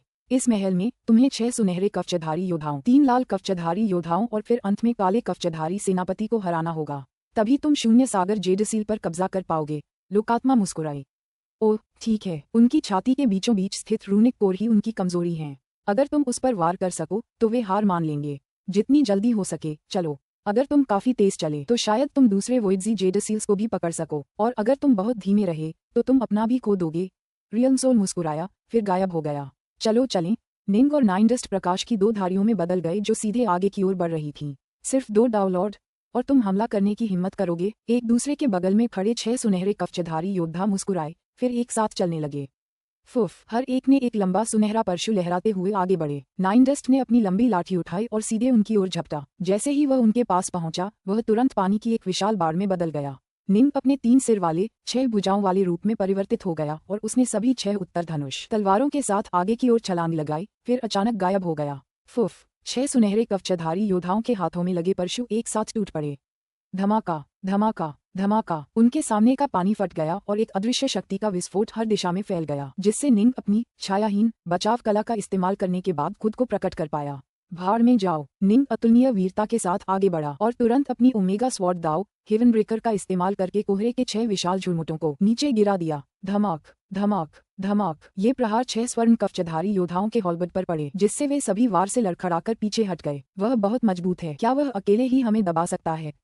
6 स्वर्ण कवचधारी योद्धाओं ने एक दूसरे को देखा। सावधान, निंग ने मन ही मन नाइनडस्ट सेक्लॉर्ड को संदेश भेजा। ये सभी 6 लोग सर्वोच्च डाउनलॉर्ड स्तर की शक्ति पर हैं। 6 सर्वोच्च डाउनलॉर्ड। दिलचस्प। निंडस्ट सेक्लॉर्ड ने एक बार फिर विशाल महासागर को अपने साथ लेकर आक्रमण किया। निंग के लिए उसकी हरकतें और भी प्रभावशाली थीं। उसकी तलवार की रोशनी घने कोहरे की धारियों में बदल गई और उसके दुश्मनों पर टूट पड़ी। ये याद रखना चाहिए कि उत्तरधनुष की तलवारों ने निंग की सभी तलवार कलाओं को निखारा था। अब जबकि उसके पास हृदय तलवार सूत्र भी था जो उन्हें निखार रहा था, उसकी युद्ध शक्ति सचमुच अद्भुत थी। नाइनडस्ट स्वर्ण कवचधारी योद्धाओं में से 2 को बांधने में सक्षम था, जबकि निंग ने अकेले ही अन्य 4 से युद्ध किया। स्विश, बार बार वह अचानक गायब हो जाता और उसके पीछे कहीं से एक अजीब धुंध जैसी तलवार की रोशनी उभर आती। यह ओमेगा स्वॉर्ड दाव छायाहीन था। एक तलवार सीधे सुनहरे कवच वाले योद्धा की छाती पर स्थित चमकदार रूनिक कोर में चुभ गई। अरे! सुनहरे कवच वाले योद्धा का चेहरा तनावग्रस्त हो गया। उसने देखने के लिए अपना सिर नीचे किया, फिर एक घुरघुराहट भरी शानदार तलवारबाजी। वह तुरंत पीछे हट गया। जब वे 6 लोग साथ मिलकर काम करते थे तो एक दूसरे के पूरक होते थे और एक मजबूत टीम बनाते थे।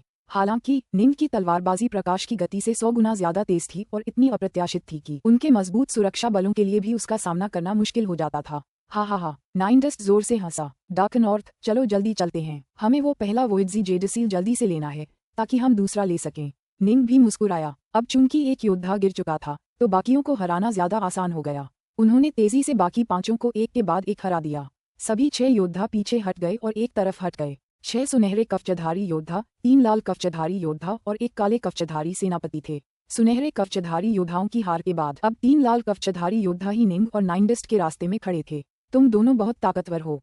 तुम उन 6 बेवकूफों को आसानी से हरा पाए। लंबे लाल कवच वाले योद्धाओं में से एक ने हंसते हुए कहा, तुम मूर्ख हो। अगर तुम हमसे 6-1 करके लड़ने की कोशिश करोगे तो हम तुम्हें तब तक पीटेंगे जब तक तुम अपनी माँ के पास रोते हुए नहीं चले जाओगे। दूर खड़े 6 सुनहरे कवचधारी योद्धाओं ने तुरंत गालियों की बौछार शुरू कर दी, जबकि 3 लाल कवचधारी योद्धा उन पर बस मुस्कुरा रहे थे। तुम पहले ही हार चुके हो। ढींगे मारना बंद करो। लगता है अब हम भाइयों पर ही निर्भर करेगा।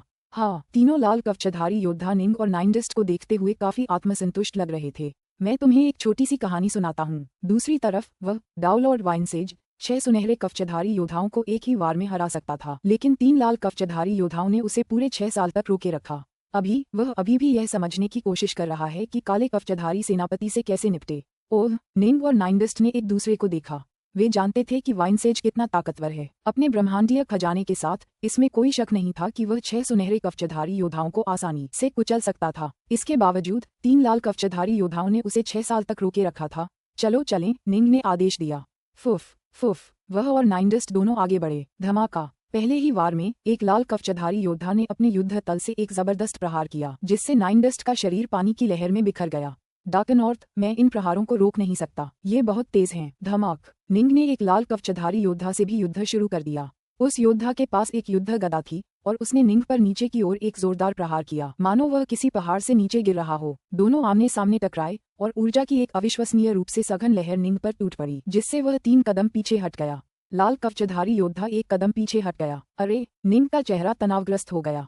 क्या वह मेरे जितना ही ताकतवर है? वह काफी ज्यादा ताकतवर हो गया था, लेकिन अब भी वह उस लाल कवचधारी योद्धा के बराबर ही था। अगर तीनों मिल जाते तो कोई आश्चर्य नहीं कि वाइनसेज पूरे 6 साल तक लड़खड़ाता रहा। डाउलॉर्ड डार्क नॉर्थ के पास कुछ तरकीबें छिपी हैं। बड़े भाई, तीसरे भाई, आओ मिलकर लड़ें। लाल कवच वाला योद्धा चिल्लाया और बाकी दोनों तुरंत उसकी ओर दौड़ पड़े। गड़गड़ाहट। तीनों लाल कवचधारी योद्धा निंग के बराबर की ताकत के थे और साथ मिलकर काम करने में बेहद कुशल थे। इस युद्ध में निंग पूरी तरह से दबा हुआ था। हालांकि निंडस्ट कभी कभी कुछ परेशानियां पैदा कर पाता था और दुश्मन की टुकड़ी को तोड़ पाता था, लेकिन वह लड़ाई पर कोई खास असर नहीं डाल पाता था। डार्कनॉर्थ, their teamwork is flawless. There's no way for us to stab the runic cause on their chests, Nindest said anxiously. They are too strong. When the 3 of them work together, there's nothing I can do to them. Ning frowned. The only way we can win is through greater numbers. If more Downlords come and work with us, we might be able to find a chance to strike the runic cause. They needed either superior numbers or overwhelming power like Vinezage. Perhaps I'll have a chance to master the 10th stance, the Killheart stance. Ning was surrounded and attacked by all 3 of the Crimson Armored Warriors, but his defensive sword arts were very strong and thus he was still able to hold on. He began to take advantage of this enormous pressure to think on the 10th stance of the Heart's Word, the Killheart stance. Time continued to flow on, with a half year passing by in the blink of an eye.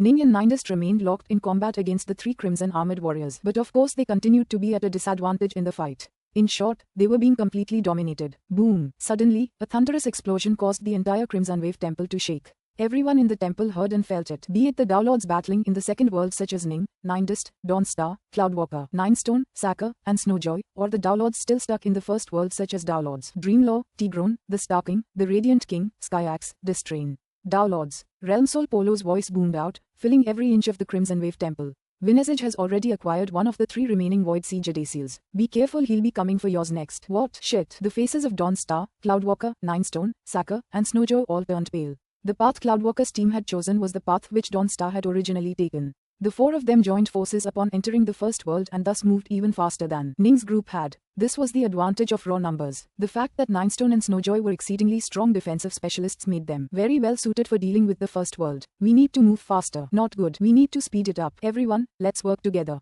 The Supreme Downlords who were still within the 3-dimensional walkways of the first world were beginning to grow anxious. They were still in the first world while Vinezage had already acquired a Void Sea Jadaziel. Ning and Nindest felt their hearts turn cold as well. They hadn't even beaten the 3 Crimson Armored Guards. While Vinezage had already acquired a seal, he might be headed straight here for yours. The 3 Crimson Armored Guards teased in amusement. लेकिन चिंता मत करो, अगर वाइनसेज आएगा तो हम उस पर भी हमला करेंगे और तुम दोनों उस पर अपने हमले केंद्रित कर सकते हो। तुम दोनों और हम तीनों, इससे वह रुक जाएगा, है ना? 3 लाल कवचधारी पहरेदारों ने सुझाव दिया। उन्होंने क्रिम्सन वेव मंदिर में ऊब और अकेलेपन में अथाह समय बिताया था। उनके जीवन के सबसे सुखद दिन तब होते थे जब सर्वोच्च डाउनलॉर्ड उनसे मिलने आते थे। पुस्तक 33, अध्याय 10, किलस्वॉर्ड। डार्क नॉर्थ, हमें क्या करना चाहिए? नाइनडस्ट भी चिंतित था। हर पल का पूरा फायदा उठाओ और जितनी जल्दी हो सके इन 3 लाल कवचधारी योद्धाओं को हराने की कोशिश करो, जी निंग ने तुरंत कहा।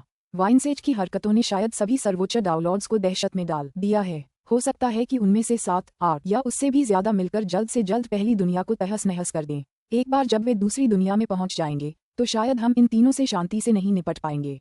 ठीक है, नाइनडस्ट इस आकलन से सहमत था। अंतहीन प्रदेशों की डाउनलॉर्ड्स की रैंकिंग में 20 से ज्यादा सार्वजनिक रूप से प्रशंसित सर्वोच्च प्रथम श्रेणी के डाउनलॉर्ड्स थे। अगर आप उन कम प्रसिद्ध डाउनलॉर्ड्स को भी शामिल करें जिनके बारे में बहुत कम लोगों ने सुना था, तो कम से कम 30 या उससे ज्यादा डाउनलॉर्ड्स जरूर होंगे। हालांकि पहली दुनिया के आयामी रास्ते के योद्धाओं से निपटना मुश्किल था, फिर भी वे दूसरी श्रेणी के डाउनलॉर्ड्स के बराबर ही थे। अगर 7 या 8 सर्वोच्च डाउनलॉर्ड्स उनके खिलाफ सेना में शामिल हो जाते तो वे आसानी से आगे निकल सकते थे। हमारे पास ज्यादा समय नहीं बचा है, निंग ने चिंतित होकर कहा। मार डालो। निंग और नाइनडस्ट दोनों और भी अधिक उन्मत्त होकर लड़ने लगे। हाँ, तुम दोनों बुरे नहीं हो, लेकिन तुम इतने मजबूत नहीं हो कि हमें हरा सको। ये बेकार है। तुम्हें दूसरे डाउनलॉर्ड्स के आने का इंतजार करना चाहिए, फिर उनके साथ मिल जाना चाहिए। 3 लाल कवचधारी योद्धा निंग नाइनडस्ट के संयोजन को कुचलते रहे। मार मार मार। निंग और भी ज्यादा बेचैन होता गया। वह जानता था कि उनका समय खत्म हो रहा है। उसका एकमात्र मौका हार्टस्वॉर्ड के 10वें रुख किलस्वॉर्ड रुख में महारत हासिल करने में था। वह कई सालों से इसका बार बार अध्ययन कर रहा था, लेकिन अब तक इसमें महारत हासिल नहीं कर पाया था। हाँ, वाइनसेज महल के स्वामी डॉनस्टार के आयामी मार्ग पर चला गया है। हालांकि डॉनस्टार सहित 5 सर्वोच्च डाउनलॉर्ड्स ने उसके विरुद्ध सेनाएं बना ली हैं। मेरा अनुमान है कि वाइनसेज हार मानने वाला है। वह सीधे तुम्हारे मार्ग पर आएगा, 3 लाल कवचधारी योद्धाओं ने कहा। महल के स्वामी डॉनस्टार की सुरंग में 5 सर्वोच्च डाउनलॉर्ड हैं, लेकिन तुम दोनों अकेले हो। वाइनसेज से निपटना तुम्हारे लिए बहुत मुश्किल होगा। हो सकता है कि वह तुमसे वोइडजी जेडसील भी छीन ले। लाल कवचधारी योद्धाओं को स्पष्ट रूप से पता था कि अन्यत्र क्या हो रहा है। क्या हमारा समय खत्म हो गया है? नाइनडस्ट की चिंता बढ़ती जा रही थी। तोड़ो। नीम की धुंधली तलवार की रोशनी की धारियां अचानक बदल गईं। धुंधली धुंध अचानक घनीभूत होकर तलवार की रोशनी की स्पष्ट धारियों में बदल गई और नीम की तलवारबाजी की शक्ति एक बार फिर आसमान छूने लगी। वे और भी तेज हो गईं और भी ज्यादा शक्ति से भर गईं। तो यह किलस्वॉर्ड मुद्रा है। नीम को अंततः हाथस्वॉर्ड की 10वीं मुद्रा किलस्वॉर्ड मुद्रा का सार समझ में आ गया। इसके लिए न केवल मदहोश और आनंदित होना आवश्यक था, बल्कि अतुलनीय दृढ़ संकल्प और दृढ़ता की भावना भी आवश्यक थी। जब ये दृढ़ संकल्प और संकल्प एक निश्चित स्तर की शक्ति तक पहुंच जाता, तभी हृदय शक्ति को तलवारबाजी में और अधिक पूर्णता से पिरोया जा सकता था। हृदय शक्ति अधिक स्वाभाविक रूप से गति करती और उच्च स्तर का सामंजस्य प्राप्त करती, जिससे तलवारबाजी की शक्ति बढ़ती। यह वास्तविक दुनिया में घने कोहरे के रूप में तलवार के आकार में जमने से परिलक्षित होता था। स्लैश निम ने ब्लड ड्रॉप मुद्रा अपनाई। ओमेगा स्वॉर्ड दाव ब्लड ड्रॉप। यह निम का सबसे शक्तिशाली वार था, क्योंकि नॉर्थवो तलवारों ने इसकी शक्ति को 5 गुना बढ़ा दिया था। अब जब किलस्वॉर्ड मुद्रा के जरिए इसमें और भी ज्यादा हार्ट फोर्स भर दिया गया था, तो इसकी शक्ति फिर से दोगुनी हो गई थी। 9वें रूख ब्लिसहार्ट ने उसकी शक्ति में 50% की वृद्धि की। 10वें रूख किलहार्ट ने उसकी शक्ति को 100% बढ़ा दिया। उसकी हाथ स्वॉर्ड और नॉर्थवो तलवारों की बदौलत निम की ओमेगा स्वॉर्ड दाव ब्लड ड्रॉप अब 10 गुना ज्यादा शक्तिशाली हो गई थी। यह एक ऐसी तकनीक थी जो अपने रास्ते में आने वाली हर चीज को अजेय गति से नष्ट करने पर केंद्रित थी, और अब इसकी गति और भी बढ़ गई थी और यह शक्ति के एक अकल्पनीय स्तर पर पहुंच गई थी। झंकार। लाल कवचधारी योद्धा ने निम की तलवारबाजी को रोकने के लिए अपनी तलवार का इस्तेमाल किया, जैसा उसने पहले किया था, लेकिन उसका चेहरा अचानक पीला पड़ गया।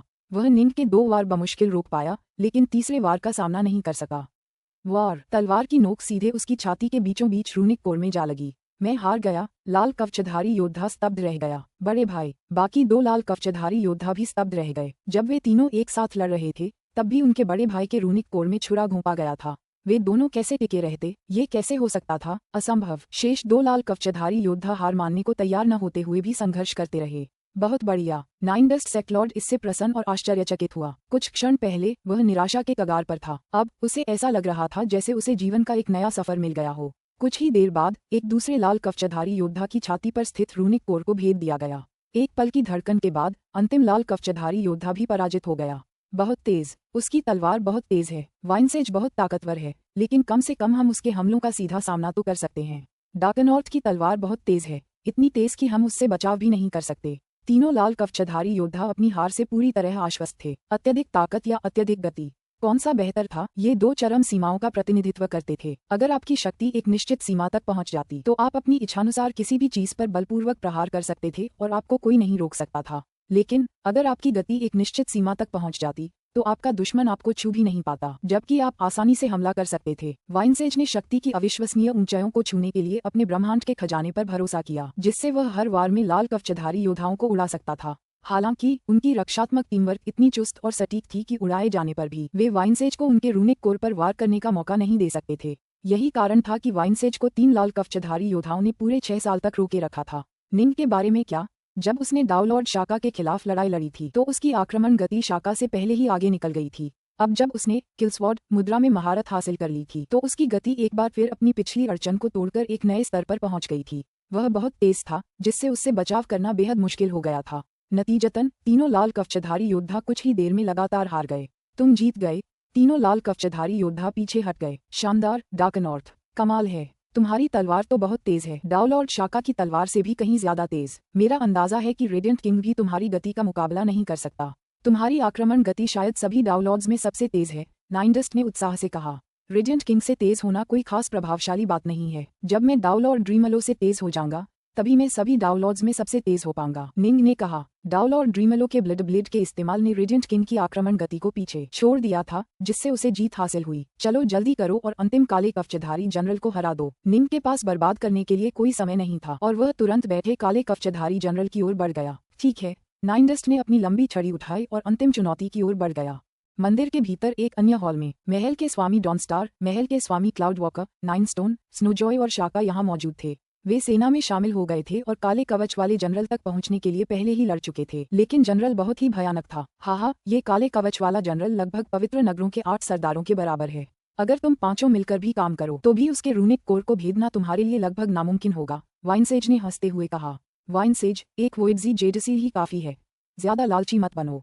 डॉनस्टार और बाकी लोग मिलकर काम कर रहे थे, 3 लाल कवचधारी योद्धाओं की मदद कर रहे थे और वाइनसेज को आगे बढ़ने से रोक रहे थे। दूसरी दुनिया में पहुंचने पर सभी नए योद्धाओं पर हमला होगा। वाइनसेज, तुम्हारे पास कोई मौका नहीं है। डॉनस्टार, नाइनस्टोन, शाका, क्लाउड वॉकर और स्नोजॉय की संयुक्त सेना ने वाइनसेज पर जबरदस्त दबाव डाला। हालात ऐसे थे कि उसके लिए उन 3 लाल कवचधारी योद्धाओं को हराना नामुमकिन था। थोड़ी देर लड़ने के बाद वाइनसेज को एहसास हुआ कि उसके पास वाकई कोई मौका नहीं है। उसने एक शांत हंसी हंसी और कहा, काले कवच वाला जनरल बहुत ज्यादा ताकतवर है। तुम्हें अपने साथ काम करने के लिए और मददगार ढूंढने होंगे। एक समूह के रूप में अगर तुम्हें सफल होने का मौका चाहिए तो तुम्हें कम से कम एक क्षेत्र में, चाहे वह गति हो, शक्ति हो या कुछ और, पवित्र नगरों के 8 सरदारों के स्तर से आगे निकलना होगा। कच्ची शक्ति के मामले में वाइनसेज अभी भी पवित्र नगरों के 8 स्वामियों से कुछ कमजोर था, लेकिन ब्रह्मांड के खजाने ने उसे बराबरी पर ला दिया। नतीजतन वह काले कवच वाले जनरल से लंबे समय तक लड़ सका और उसकी कोई गलती या त्रुटि ढूंढता रहा। उसे बस काले कवच वाले जनरल की छाती पर लगे रूनिक कोर को छूना था और वह जीत का दावा कर सकता था। आखिरकार सिर्फ छाती छूने और वास्तव में जीतने के बीच बहुत बड़ा अंतर था। उदाहरण के लिए निंग और नाइनडिस्ट के पास उन 3 लाल कवचधारी योद्धाओं को सचमुच हराने का कोई मौका नहीं था, लेकिन सिर्फ रूनिक कोर को छूकर निंग अपनी रक्त बूंद की गति के बल पर इस मिशन में कामयाब हो गया। हाँ, मैं अब तुम्हारे साथ और खिलवाड़ नहीं करूंगा। मैं देखने जा रहा हूँ कि डार्कनॉर्थ कैसा है। वाइनसेज हंसा, फिर शालीनता से पीछे हटा और तेज गति से दूसरे क्षेत्र की ओर बढ़ गया। द्वितीय विश्व युद्ध में तीनों प्रमुख क्षेत्र आपस में जुड़े हुए थे। वाह, डॉनस्टार, क्लाउड वॉकर और अन्य सभी ने राहत की सांस ली। नाइनस्टोन ने कहा, वाइनसेज डार्कनॉर्थ की ओर बढ़ रहा है। डार्कनॉर्थ मुश्किल में पड़ने वाला है, लेकिन हमारे पास उसकी मदद करने के लिए समय नहीं है। डॉनस्टार ने कहा, हमें हर पल का पूरा फायदा उठाना होगा और काले कवच वाले जनरल की छाती पर वार करने का मौका ढूंढना होगा। जब तक हम उस रूनिक कोर को छू पाते हैं, हम जीत चुके होंगे। सहमत। वे सभी समझ गए थे कि अधिक से अधिक सर्वोच्च डाउनलोड्स आने लगेंगे, जिसका अर्थ था कि उनकी संभावनाएं लगातार कम होती जाएंगी।